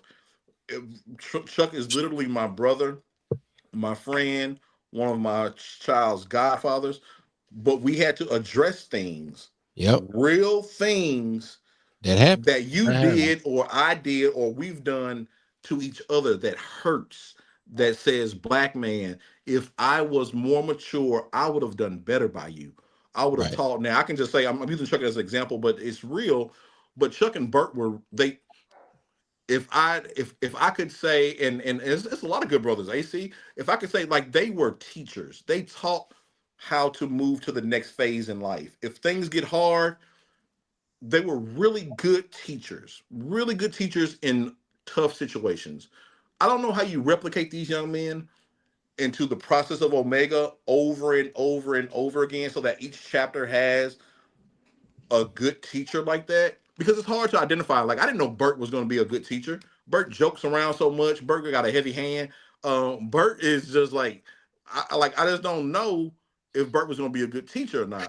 But he did end up being a good teacher. Shut up, Burt. You so and so Omega needs this. Omega, I think organizations need that in general. That you have Black men who love you, who don't want to see you in pain, but they want to teach you a lesson so that when the pain does come, you know how to take care of it. Can I share a truth with you, Bart? About that? No, Burt, you can't. But I'm gonna share it anyway. I know you are, Burt. Omega definitely needs those kind of men, but in the instance, sometimes you have to take a step back because the trauma that was shared for me, and we laugh and we joke, but I didn't realize probably until about halfway into my frat life that the laughing and the joking we're doing, we really sharing trauma bonds. Heck yeah, bro. That's why trauma is what bonds us. But I didn't really. But should we have? Is that the only way to create those bonds? Which is so crazy because we become frat brothers first, but we become friends through our bonds. And our bonds, like I said, shitty or not, tend to be trauma bonds. I didn't find out till later on when we were getting to know each other, like how parallel our lives were related to our upbringing and things of that nature. Why aren't we spending time finding out about the commonalities on the previous side of the fraternity as opposed to the back side of the fraternity? All right, let me jump in on that. But you know that's how I roll though. You do. That's how I roll. That's you. That's how I roll. Like Josh expressed interest. Josh, you finna be with me all summer. Yep. You know what? We get you need help at your grandmama's house. All right, I'm coming over there. You're right. This me, I'm hazing myself because I'm like, you're right. Hey man, I want this guy to be in the chapter. You getting on my maybe that's the process, Chuck. Maybe the new process should be all right. I'm trying to put everything together. So if we were transparent, like CJ has suggested in some regard, and in that transparency, my wife whatever waiver, loud. This is crazy. Whatever waiver that the young men sign in order to be a part of Omega, there must be an equal or opposite waiver on the initiates already to go through a process that is similar to what, not similar, but it pledges those who had already gone through the process. It pledges them by giving them a script. Like, for example, they have to spend like with our community service in order when you're writing in requirements in order to be a part of requirements. Like you have to go to their house, maybe like meet with their family. You have to let them do. Crossing Omega wouldn't be enough. Crossing any organization wouldn't be enough to simply then be able to intake someone else into. But y'all already know the pledging or even the pledging process don't make you a better person. Because I mean, if I keep saying, it's still up. No, now this is one of those. Dr. Bruno, bro, these boys unruly over here, dog. He's over here. I got my $20. Yo, he's over here chilling too. Like, yeah, dog. I'm like, ain't no way Noah's still up, bro. But he is still up, dog. I'm surprised you didn't hear him. But I ain't gonna lie. I mean, so you ain't got no authority in your house, huh? I ain't got none. I think you're onto something though, man. Like, so I think it just needs a double. Go ahead, CJ, tell me. It need to be. I mean, if it's like people who have those qualities, those skills that we don't necessarily have. There's bros that got skills in this field, including yourselves. Bart, Kiera Gaines is a bro that's skilled in therapy and talking through things and educate. But even if it's not them, and even if it's not the bros, all organizations have the ability and capacity to grow and evolve in that way, and to begin to implement holistic elements of manhood, like and elements of shit that's other than setting out the hop and fucking barbecuing and being loud. I'm just being real, like being loud and obnoxious. There are so many. I mean, and there's so many beautiful floors. There's so many beautiful things about the men of Omega Psi Phi that I love and that I gravitate towards, that those aren't the things that have ever been appealing to me about the organization. The things that have been appealing to me about the organization is like McNair. You know what I mean? Like the brothers who really have set the standard across the board in all types of walks of life. And so when I think about it, I think that there are opportunities for us to improve our culture by being more complete in how we begin to address those things. But let's be let's be honest. Let's be honest though. Mm-hmm. I think there's still something that maybe we need to work on the forefront. We in our 40s now. Yeah. Are we having this conversation in our 20s? I don't think so. I think at 500 West Carolina Road. To keep it above, we kind of were. We not had. Yeah, I was gonna say the same thing, Chuck. Okay. But I will say, y'all talk about. I will say PE, not just putting us on a different pedestal or anything like that. We've been mature than a lot of other chapters and organizations over the years because we've had to have real conversations. But I also know that maybe we do need the 40-year-old to go back and have a real conversation that's sanctioned to talk about real stuff. Like, I just don't know. But even with that, I don't know if I want a grown man, because Burt said it earlier. The young brothers with his daughter now. I don't know if I want a grown man talking to my baby boy. And I definitely don't want a young boy talking to my baby boy about it's just weird, dog. The whole pledging is weird. But I would rather a PE bruh, an older PE bruh, have a conversation with a younger PE bruh, your son coming into the chapter or whatever. Because but that's what happened for us though. But every chapter ain't like that though. I was just gonna say, I think we take for granted our tie. Yeah, because we do. number one, Tougaloo is super small. Yeah. And I just started thinking about Sean T. Dang, dog, Sean T. Dog, it hit different, dog. Because those are the bros that spend time with you and like tell you the flaws and the shit that you see that they don't have to do. Tougaloo is one of the only schools that I know, and those who are online who paying attention. I don't care, but prior to you becoming Greek, if you pledge Kappa, if you pledge Alpha, if you pledge Sigma, I don't care what your fraternity choice is, you still gonna fuck with them people after they whatever letters they choose. Like shout out to Mac too. You right. Like right now, like Lewis and Pierre and Teddy, bless his soul, them bros and them Kappas, cause Tougaloo small as shit.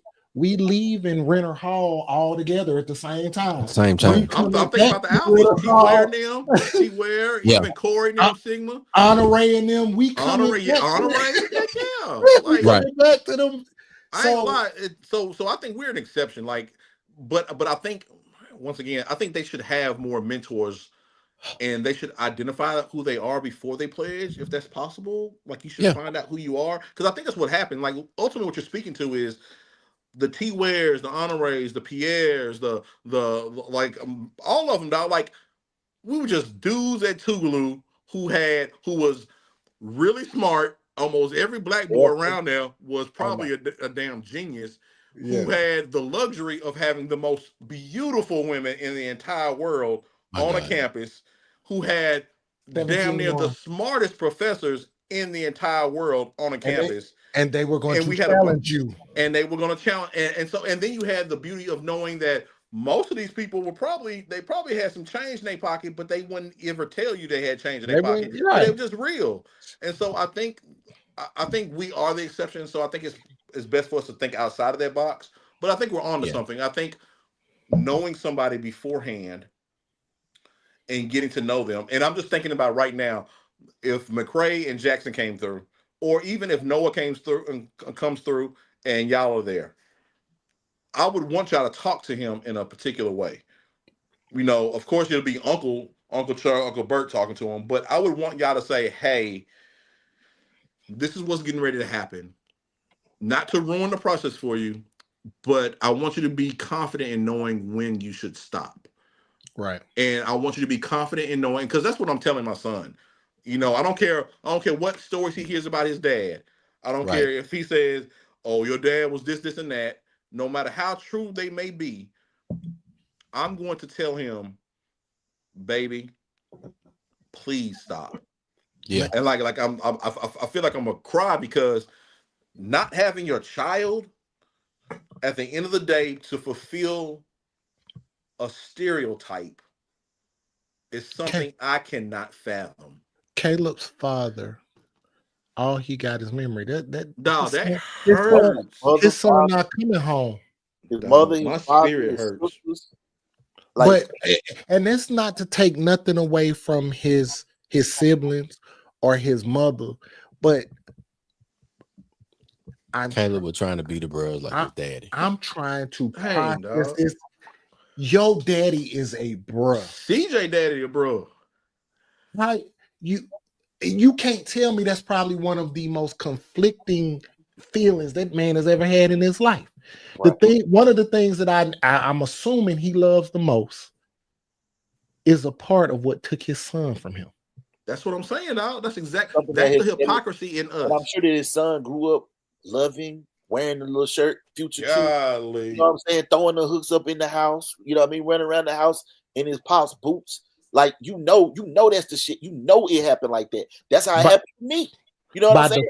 My dad never said to me, "You gonna be a Q." I always wanted to be it because I saw the bros. How he carried himself. I saw the bros that came around, how we fellowship with one another, how he carried himself. It was what I wanted for me. Yeah. As a result of Bart said it. By default, I love Gamma Psi. Love it to death.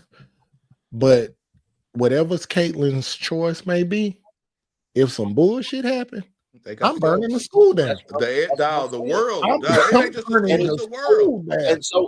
And so like as y'all think through that, I'm like exactly like the conflicting feelings. Yeah.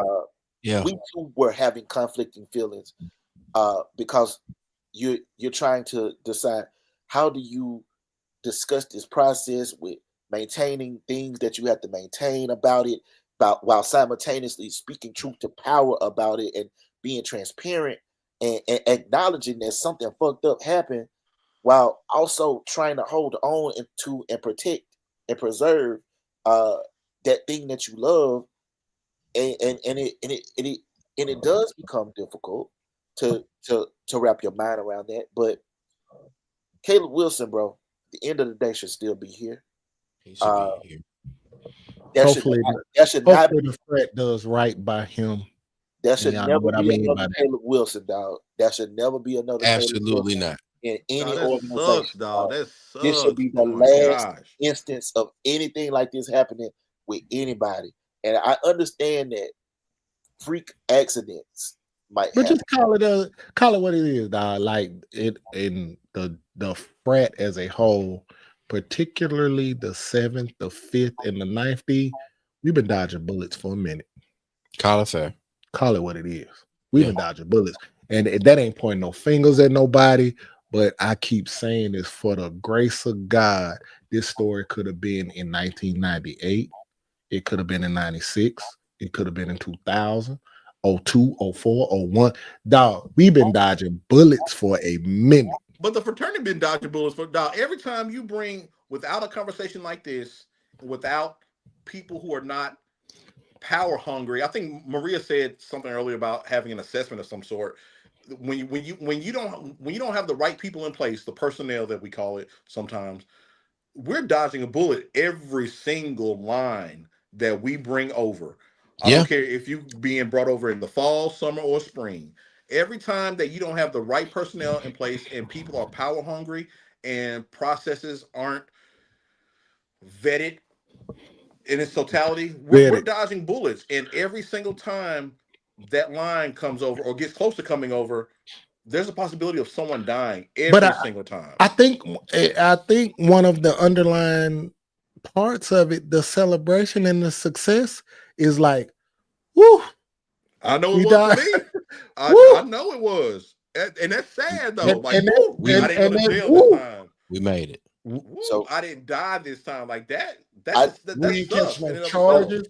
I mean, Ain't hell, nobody- we throw around the fray, but did you die? But But did you did you die? die? Look, that's what I'm saying now. Like the culture of us is different.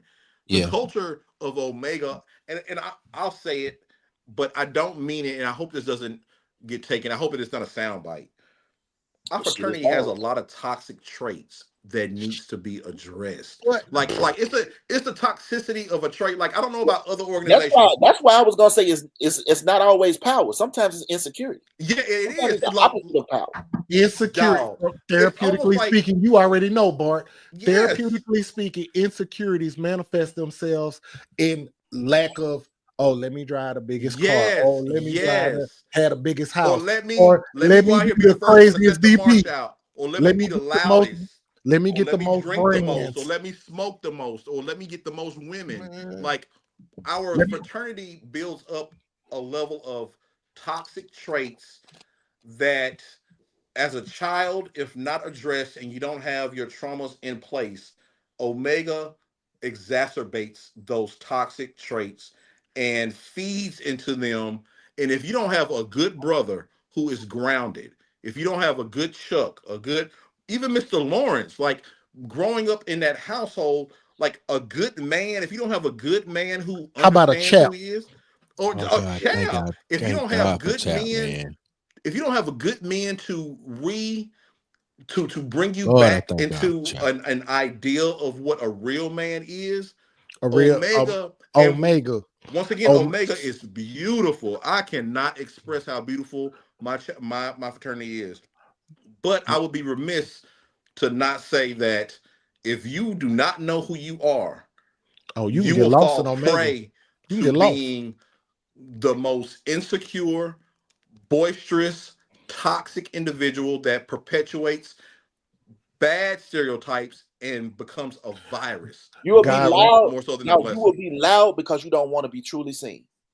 You will Most be loud definitely, dog. because you Heck not yeah. want to truly be seen. That's And deep, somebody dog. asked a question earlier about why is it that we did have some deep conversations as young men. We did. But Yeah. I think that sometimes people have surface level conversations with one another and don't challenge each other because that's where it's safe with each other. And people want to feel safe in those spaces. But the reality is when you identify that there's a DP that's got a problem and probably shouldn't be a DP because you know that some of their character flaws, then are we not responsible to speak up as men? You don't need to be in this position because you got your own shit you dealing with. Whether you're Most 20 years definitely. old or whatever. But we don't do that though. As we should. Like for example, to your points. This is just my personal experience as a therapist, as a clinician. My personal experiences would be this, and I'm not faulting anybody. I promise you I'm not.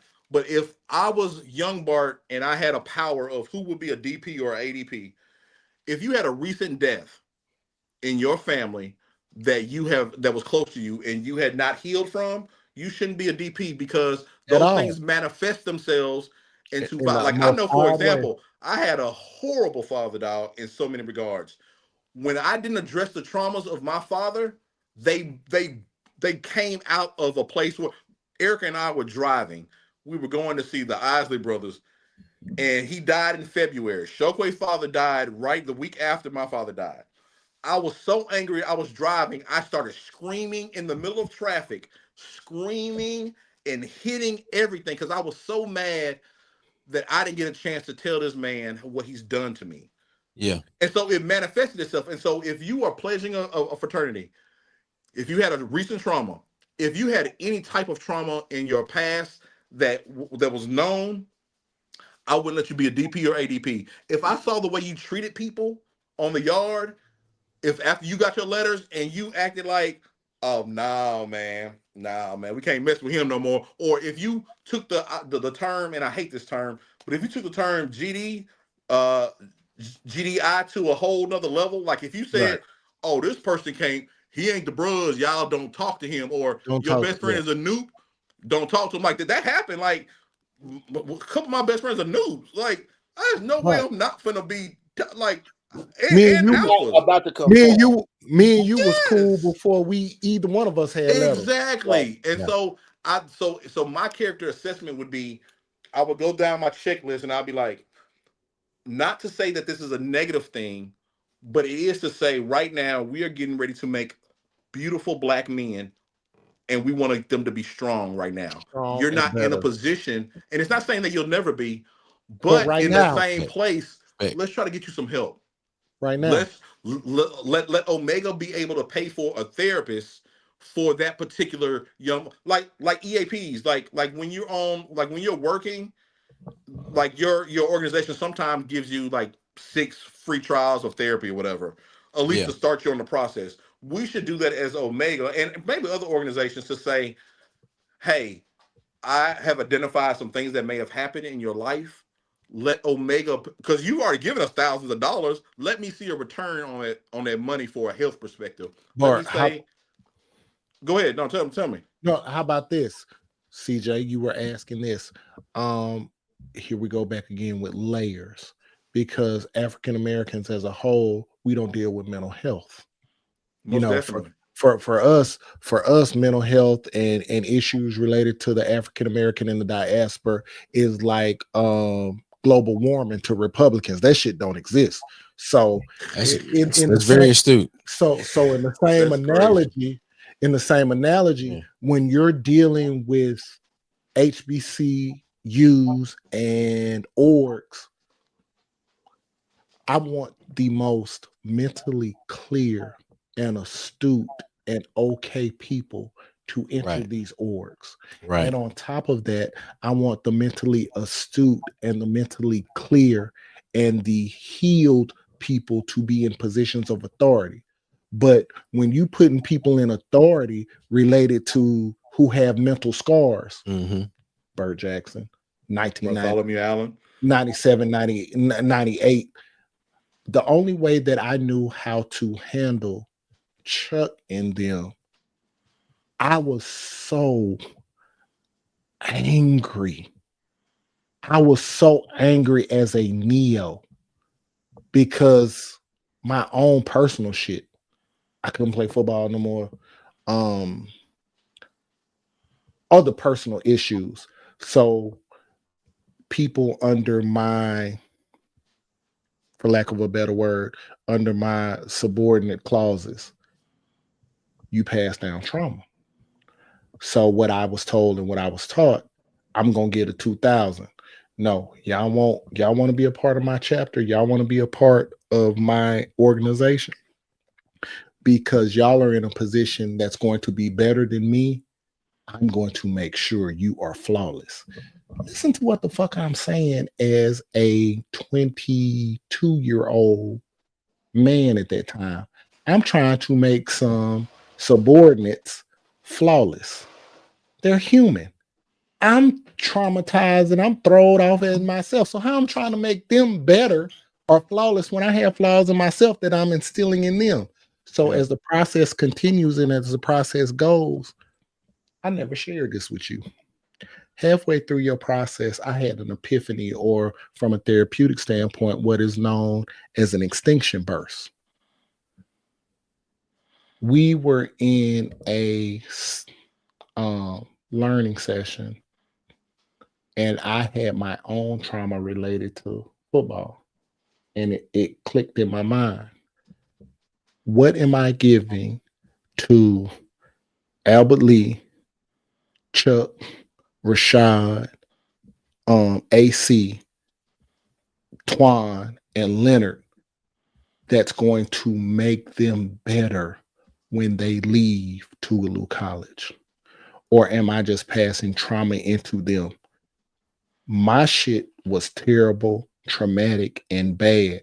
So why do I want to instill or give or interject that same shit into them? Hey, here's an opportunity for me to do something different. Yeah. And Bart, this is when I had my epiphany and my moment related to therapy is what I need to do. because I have my own trauma. I have my own issue. So the best thing that I can do to the world and the universe is to give them a map or a composition related to how to avoid the shit that I'm dealing with emotionally. So if I do what is right, or if I do what is appropriate related to dealing with them for my own trauma, just maybe if the Lord says the same, We don't pass this shit they down. don't pass that bullshit And down. listen here, long time ago, we used to sing a song, said somebody tell me why we were treated so bad. Today, as I I heard today, that song before.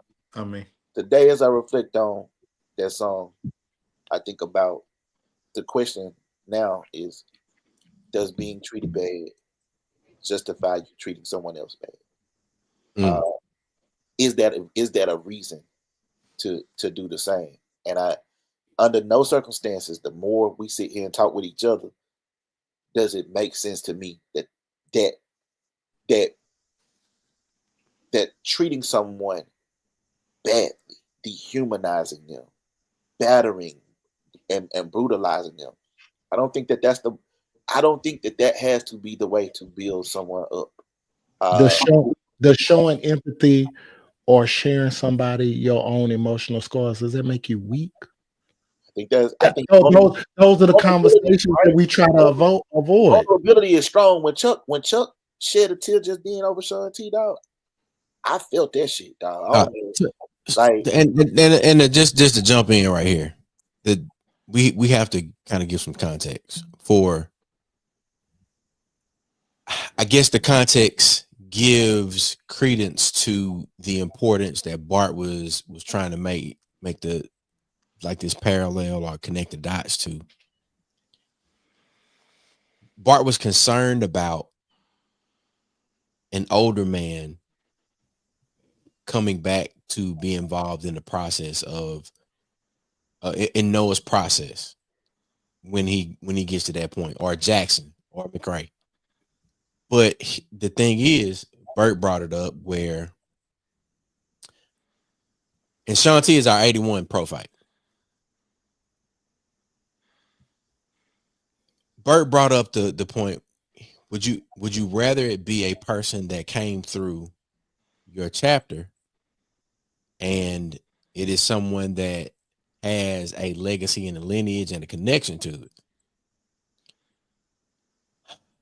I think when there is this expectation of leadership and mentorship, but also to speak to what you just shared, Burt,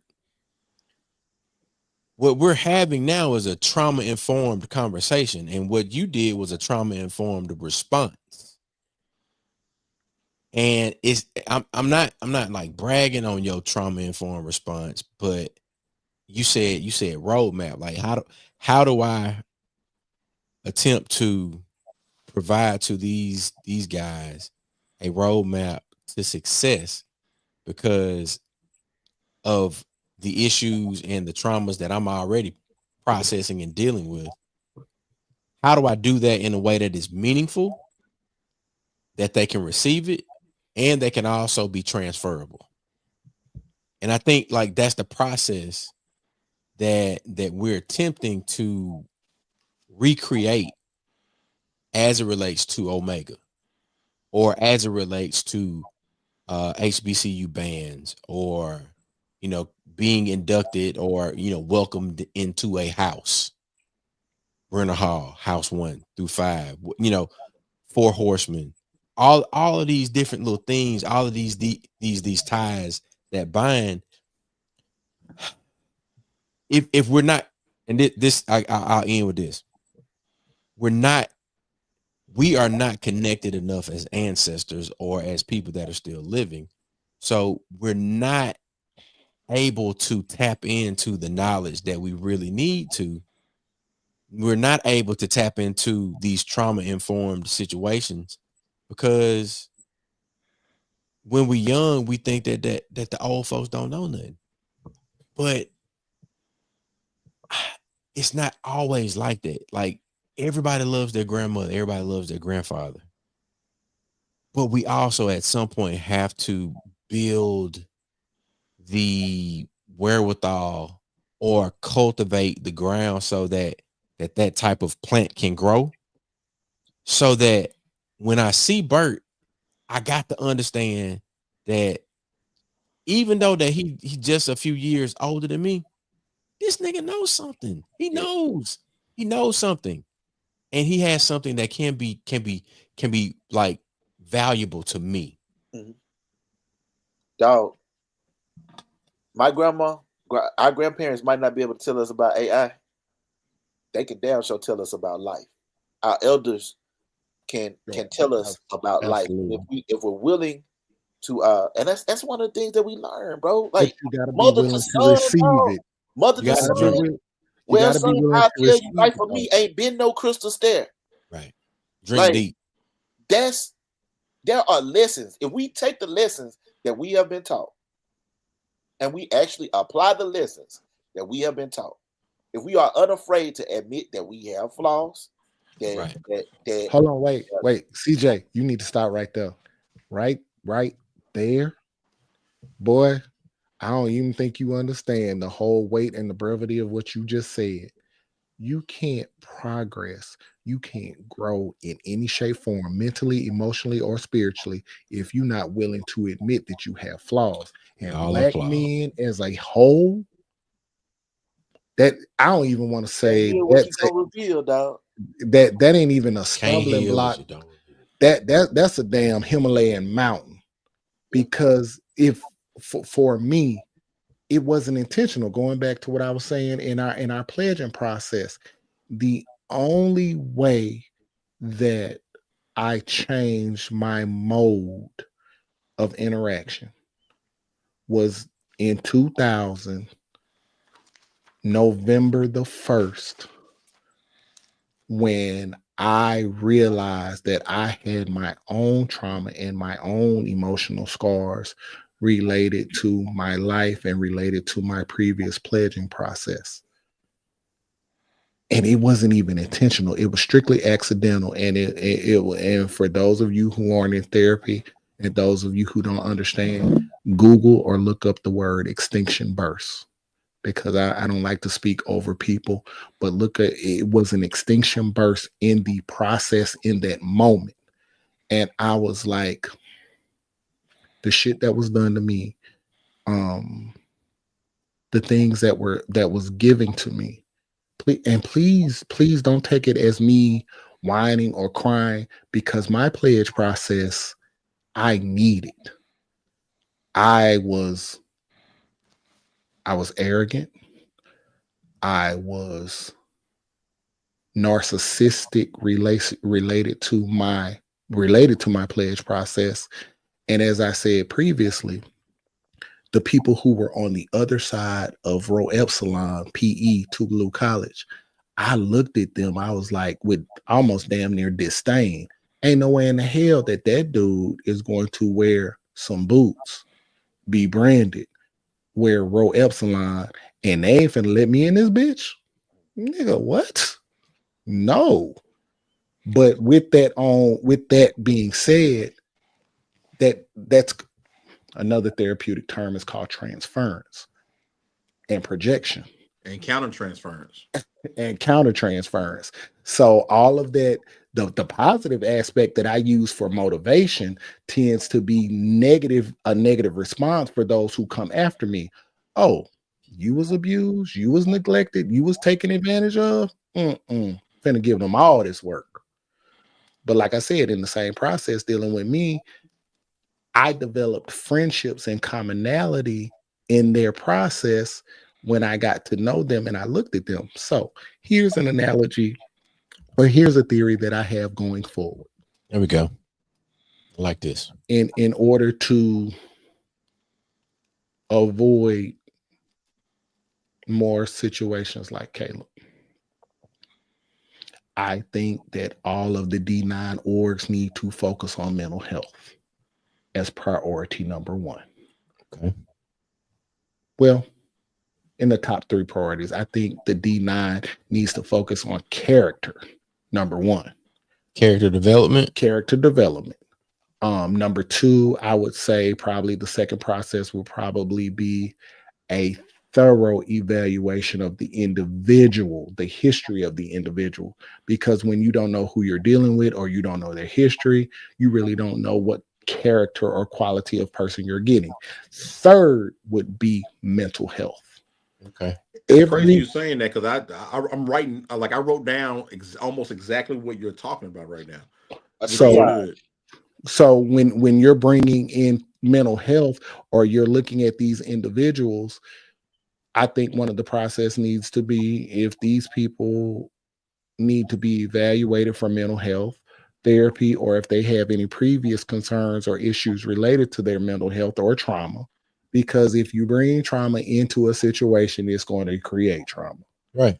And fourth of that, I think you need to focus on character development or mentorship. And which is crazy, I'm intentionally saying, out of everything, mentorship should be the last thing that you should develop, because if you have the prior three in the proper order, then the mentor, then they've established the rapport or the justification in order to receive the mentorship. Yeah. You can't receive mentorship if your shit is thrown off. And you can't give mentorship if your shit is thrown off. Absolutely. Yeah, I agree. And I think Burt, that is the best way to start with what you said. Then I think moving forward, let's say they passed. Let's say everything is good. Let's say the four of us right here went through our whole process, whatever. Then I think you need to do. Let's say it's time to start learning poems. All the D9 knows that everyone has a poem that they're learning in some regard. Everybody has to learn some poems. I think that there needs to be an actual classroom setting where the poem is dissected and people within that group are telling about how it pertains to them. Like, for example, CJ mentioned Mother to Son earlier. I mean, not Mother Son. Oh yeah, you did. It was Mother Son earlier. To me, when I hear that poem, I think about everyone who knows my mama, Big Mama G. I think about her wisdom and how she teaches people, like random people in the world. Like, I don't care who you are, she has never met a stranger. She brings them in and she teaches them about an aspect, a total stranger. I think when you have a classroom setting and you're teaching the people that's trying to get into your organization personal real world experiences, now the bond starts strengthening. When you start talking about poems like what's the poem? Invictus. When you start speaking on poems, did you say what's the point? No, I was trying to think. Man, Burt, don't start. And so I think after you do the classroom setting, then I think, to speak to CJ's point earlier, I think there, and to Burt's point, there needs to be a football setting or a organized sports type setting, which means that we need to practice this in conjunction in an organized setting. Like, for example, when you see some structure. Yeah. So, like, when you see football players running, or you see basketball players running suicides, and I hate saying that word, I'm sorry, but it's organized and it's monitored. And so while they're doing that, everyone is paying attention to the individual people that are trying to pledge, and they are putting together that first classroom setting to that physical to reinforce that classroom setting, and then that moment is done. And then you go back and you do that process again, and then halfway, no matter how many sections you have, then another assessment is done. You're assessing the mental state of the people that are pledging and the ones who are bringing them in. Traumas that may have been occurred and may be a traumatic experience now. And you know what? I think that Kenosha asked a good question. He was like, "What?" He did. But like, so after they do all of that, do you deny them or do you accept them? Is that the one you talking about, Chuck? Is that the question? Yeah. He said, so after all of that, do you deny them or what? Because I think go ahead, Bart. Not to cut anybody off, but this is what I think about. This is what I think about Omega, and this is Greeks in total. If you are a candidate, thank you, that meets the qualities, I mean the qualifications on paper. I've got my own. That meet the qualifications on paper, then given the test that we're talking about, the linear test, if you can pass those, or if you continue to say, like, running a mile may tell you while you're running, because I know I felt this before. I have run several miles and thought, oh, this Omega shit for the birds. Like, in my mind, I thought it. and I almost said, you know what, I ain't finna do this no more. I ain't doing this. But there was a point where, man, I'm not gonna let Burt or Chuck finna make me drop. And so if you can push past whatever that point is, then yeah, you make it. If ultimately that's what we're doing now. We're saying if you don't, if you pass whatever I give you, you're gonna be the bros. If your paperwork and stuff is good, you're gonna be the bros. That's the same thing we're doing. We're just doing it in a more organized, less violent, more controlled setting. I gotta what we're describing is what I think some folks attempted to create through pledge processes. Yeah. What we're describing, like CJ began his comments with reimagining. We have reimagined what it looks like to break a person down and build them up. And it's not us breaking, and I'm saying us, I'm talking about the big brothers and big sisters. Yeah. We are asking them to break themselves down. We are asking them to share their innermost thoughts and traumas and inconsistencies from whatever through and view them through whatever lens they currently have when they begin. And then by the time they get to a certain point of the process, they now have the camera body is now attached with a new lens, and they're able to zoom in on things, but they're also able to kind of zoom out and see not only how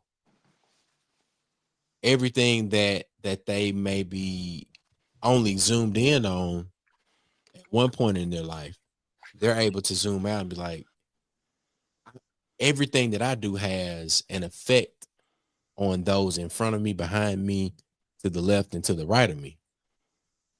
That's what I'm hearing. I'm hearing you guys say that. It sounds like a pledge process, but y'all described it from a therapeutic standpoint. But all of y'all are aware and have probably direct interaction with that ain't a bad idea. Let's think about high security jobs prior to the potato peel dude. As you're related to Agent Orange. Oh, that boy's stupid. all of our Big Donnie, Lil Donnie with the diaper on.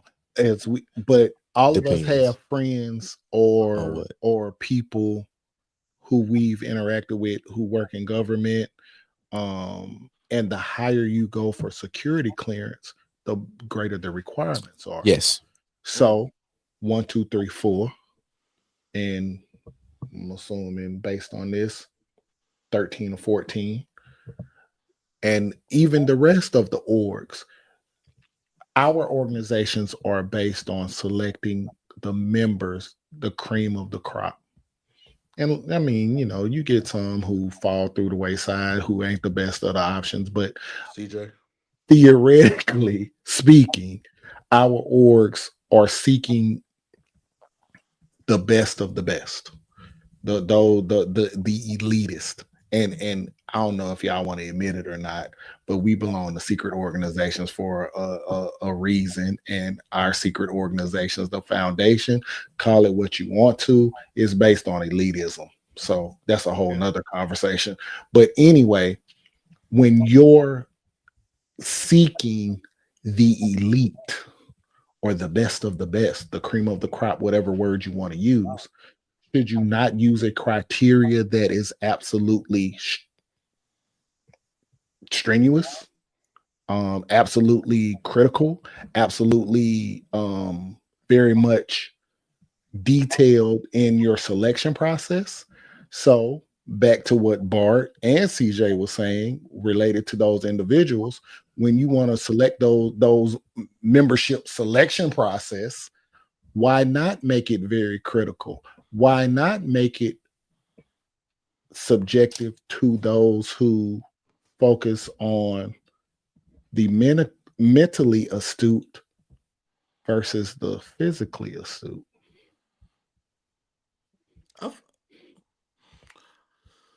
I think because my experience has always been those who are mentally astute, free your mind and your ass will follow.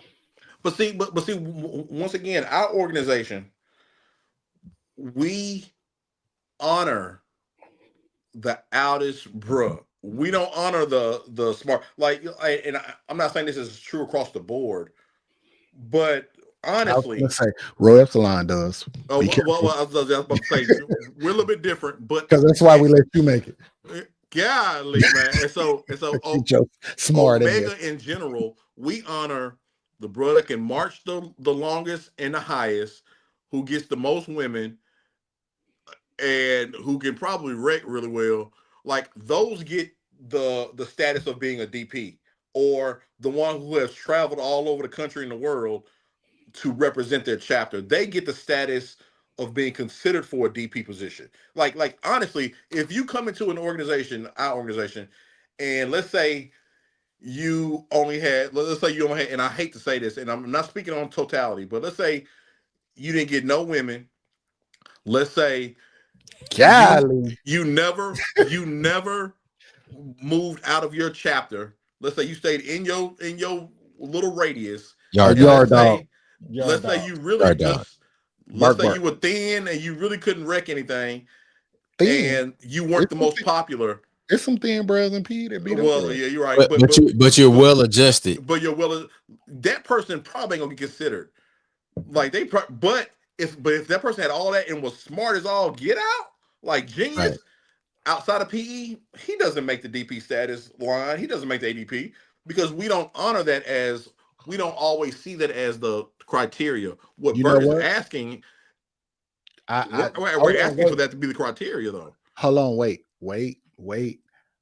I fully understand what you're saying, Bart, but I disagree related to the status of our fraternity, because I'm going to give you two examples.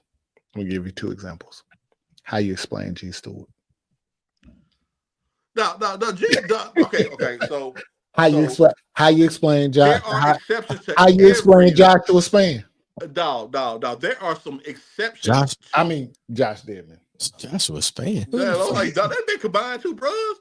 I did. There are exceptions to this rule. Like you have some genius level out as bros that can function in any capacity in the level. Like the get the women bros, you got the smoking bros. Like it's some bros that can just mesh everywhere and they do it well. I was getting ready to say I don't think it's a fair assessment related to our fraternity. Our fraternity is such a amalgamation of like ditch digger to brain surgeons.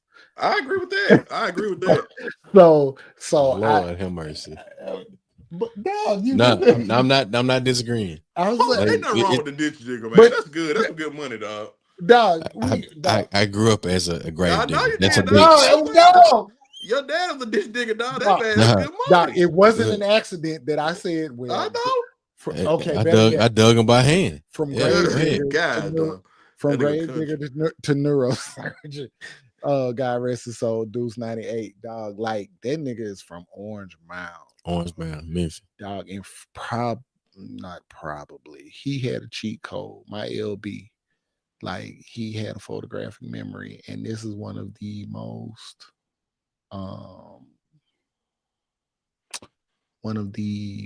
astute, one of the most recognized, like my grandma used to say, and anybody out there that's not of the diaspora, you say it, I'll find you and slit your throat. One of super nigga. This dude had a whole degree from Brown University from Orange Mound, Tennessee. And he used to tell me, he used to have these conversations related to our fraternity. Like, I don't like a lot of people in my fraternity. It's hard to like us. We hard to like, but I love y'all because it's that sound like family. I don't like it's very few of you. Well, maybe these on here I like y'all, but like Bart, bro, I'd be wanting to punch that dude in his throat, but I love him though, because That he real like, talk, though. That real talk. Everybody do. It ain't just you. It's everybody that beat me. They don't like me, dog. but Nah, probably, but that's what's why I so fight the crazy? brothers so much. But what's so crazy? Why was I fighting the bro so much? I don't know, Because because it's kind of hard. You know why? It's kind of hard to like your reflection. hey, look, man, I hate you, man. Look, man.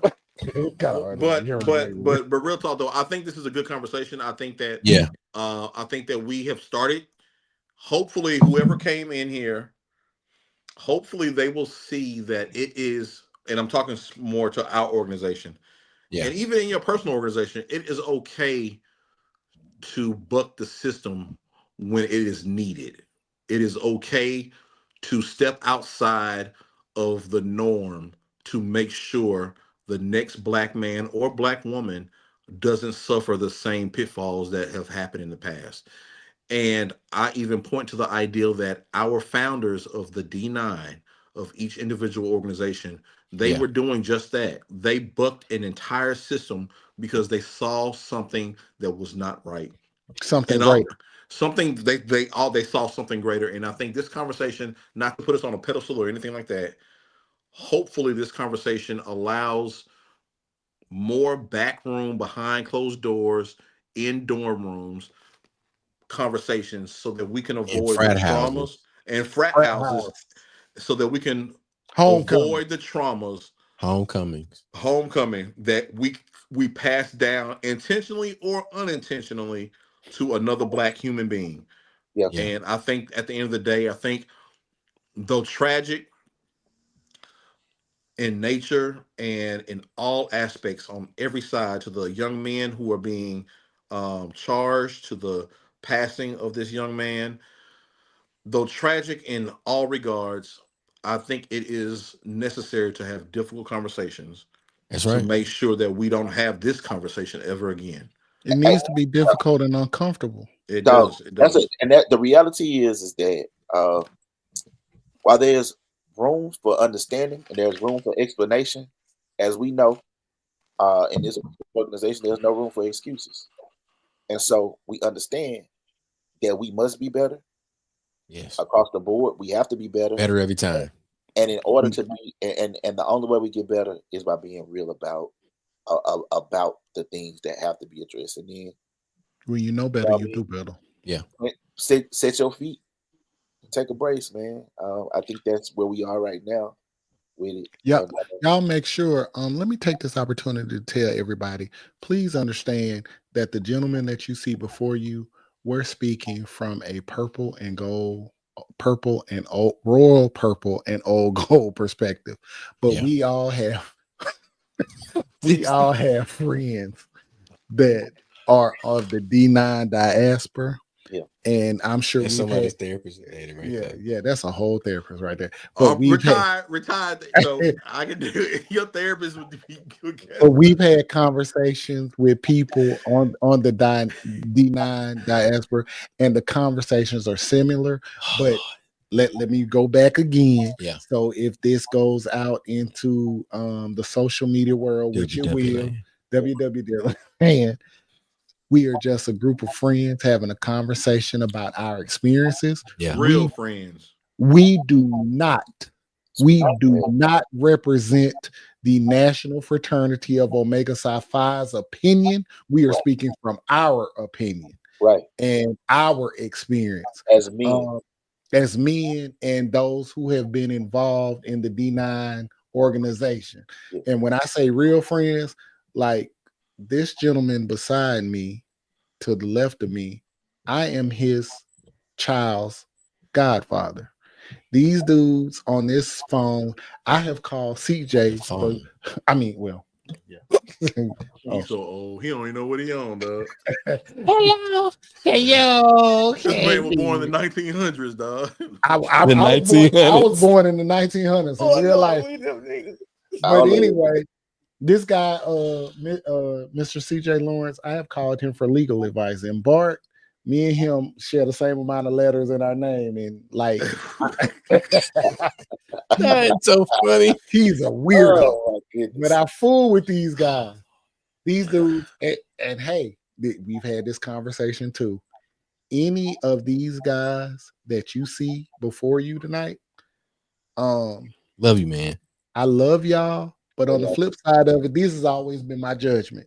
If I wasn't at home and Karen, who is my wife, or Caitlin needed something, these dudes can go in my house and I'm not gonna be paranoid about it.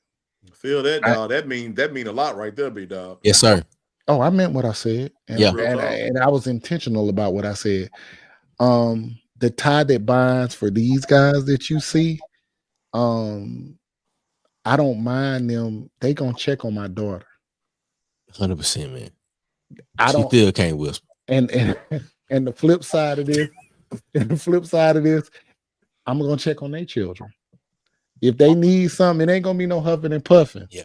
It's gonna so aside from the tie that binds related to our fraternal bond, I fool with these. We gonna spend time together, and we probably ain't even gonna talk about our fraternity. Not at all. And I think I will tell you this. This how I know we love each other, dog. Because I know we didn't expect to be on here for no 2.5 hours. But I'm lost track of time. Now, 2.5 hours. Oh my god. now 2.5 hours.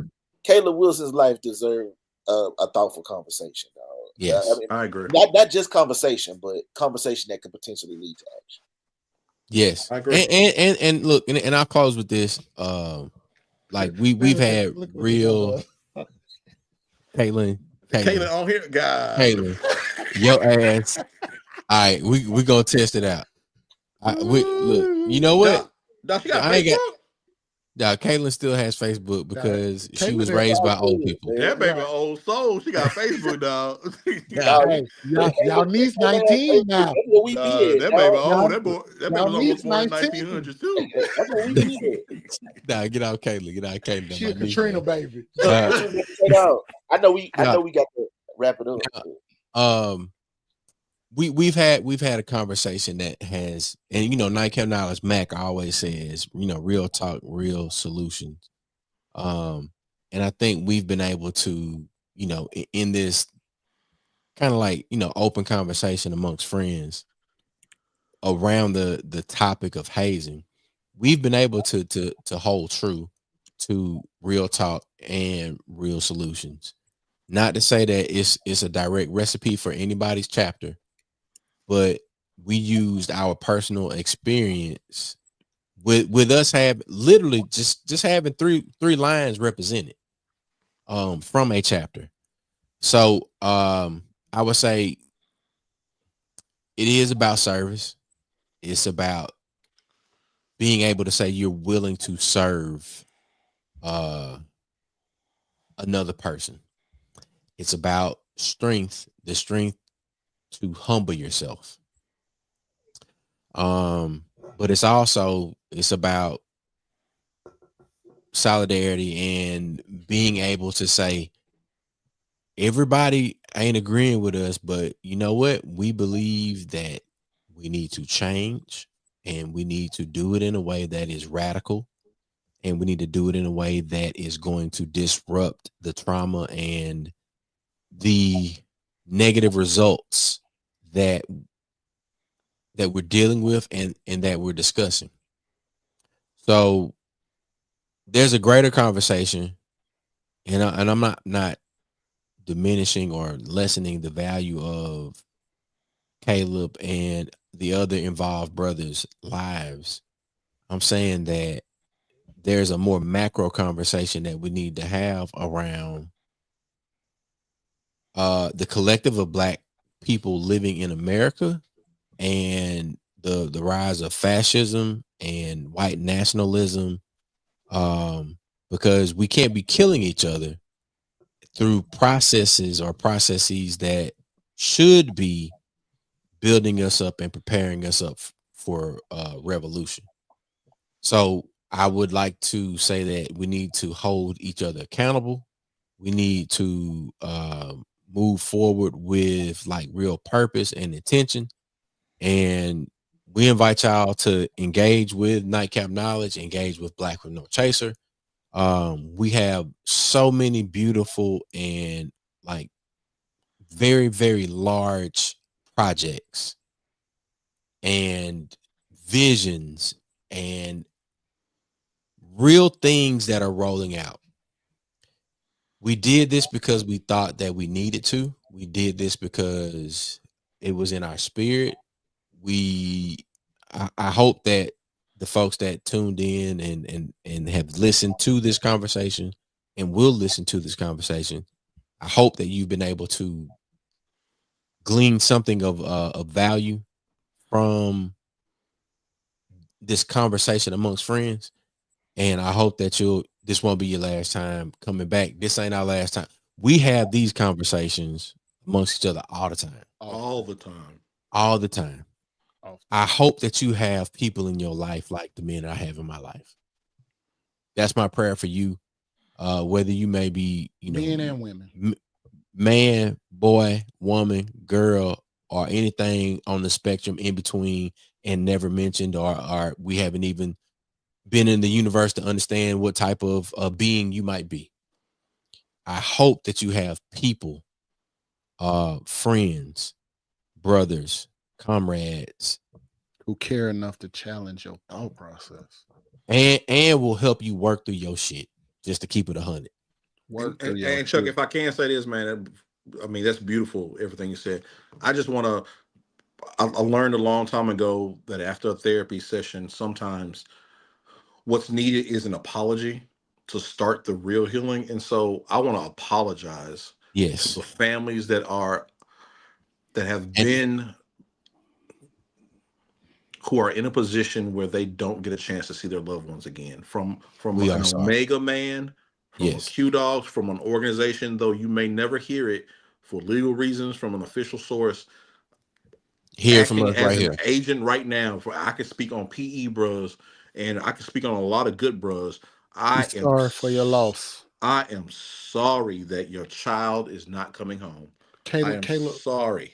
And for those who are out there, damn, Bart, bro. I know, dog. I just want them to know that we apologize. Hopefully, maybe in the next life you see this and you'll hug us and you'll love us. But I'm sorry. I'm sorry your child is not coming home. I'm sorry that we're using this platform to talk about something so serious. I'm sorry, but I'm also thankful that you raised such a beautiful person and a beautiful human being. And so that's all I want to say, man. I'm through. We want to take this opportunity to honor Caleb. And the other brothers as well. I mean, I know it's right. Their families are right. Gone, not to. Just I think it's good to separate them though. Like, yeah, you know what I'm saying. Like, this conversation was sparked by Caleb. Yeah, and his transition. Most definitely.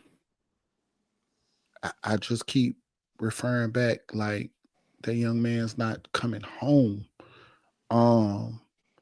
And for those of the bros who are paying attention and those who can read in between the lines, I would ask and request that as a national life member, as a district life member, and as a state life member for the state of Mississippi, that the fraternity do right by him.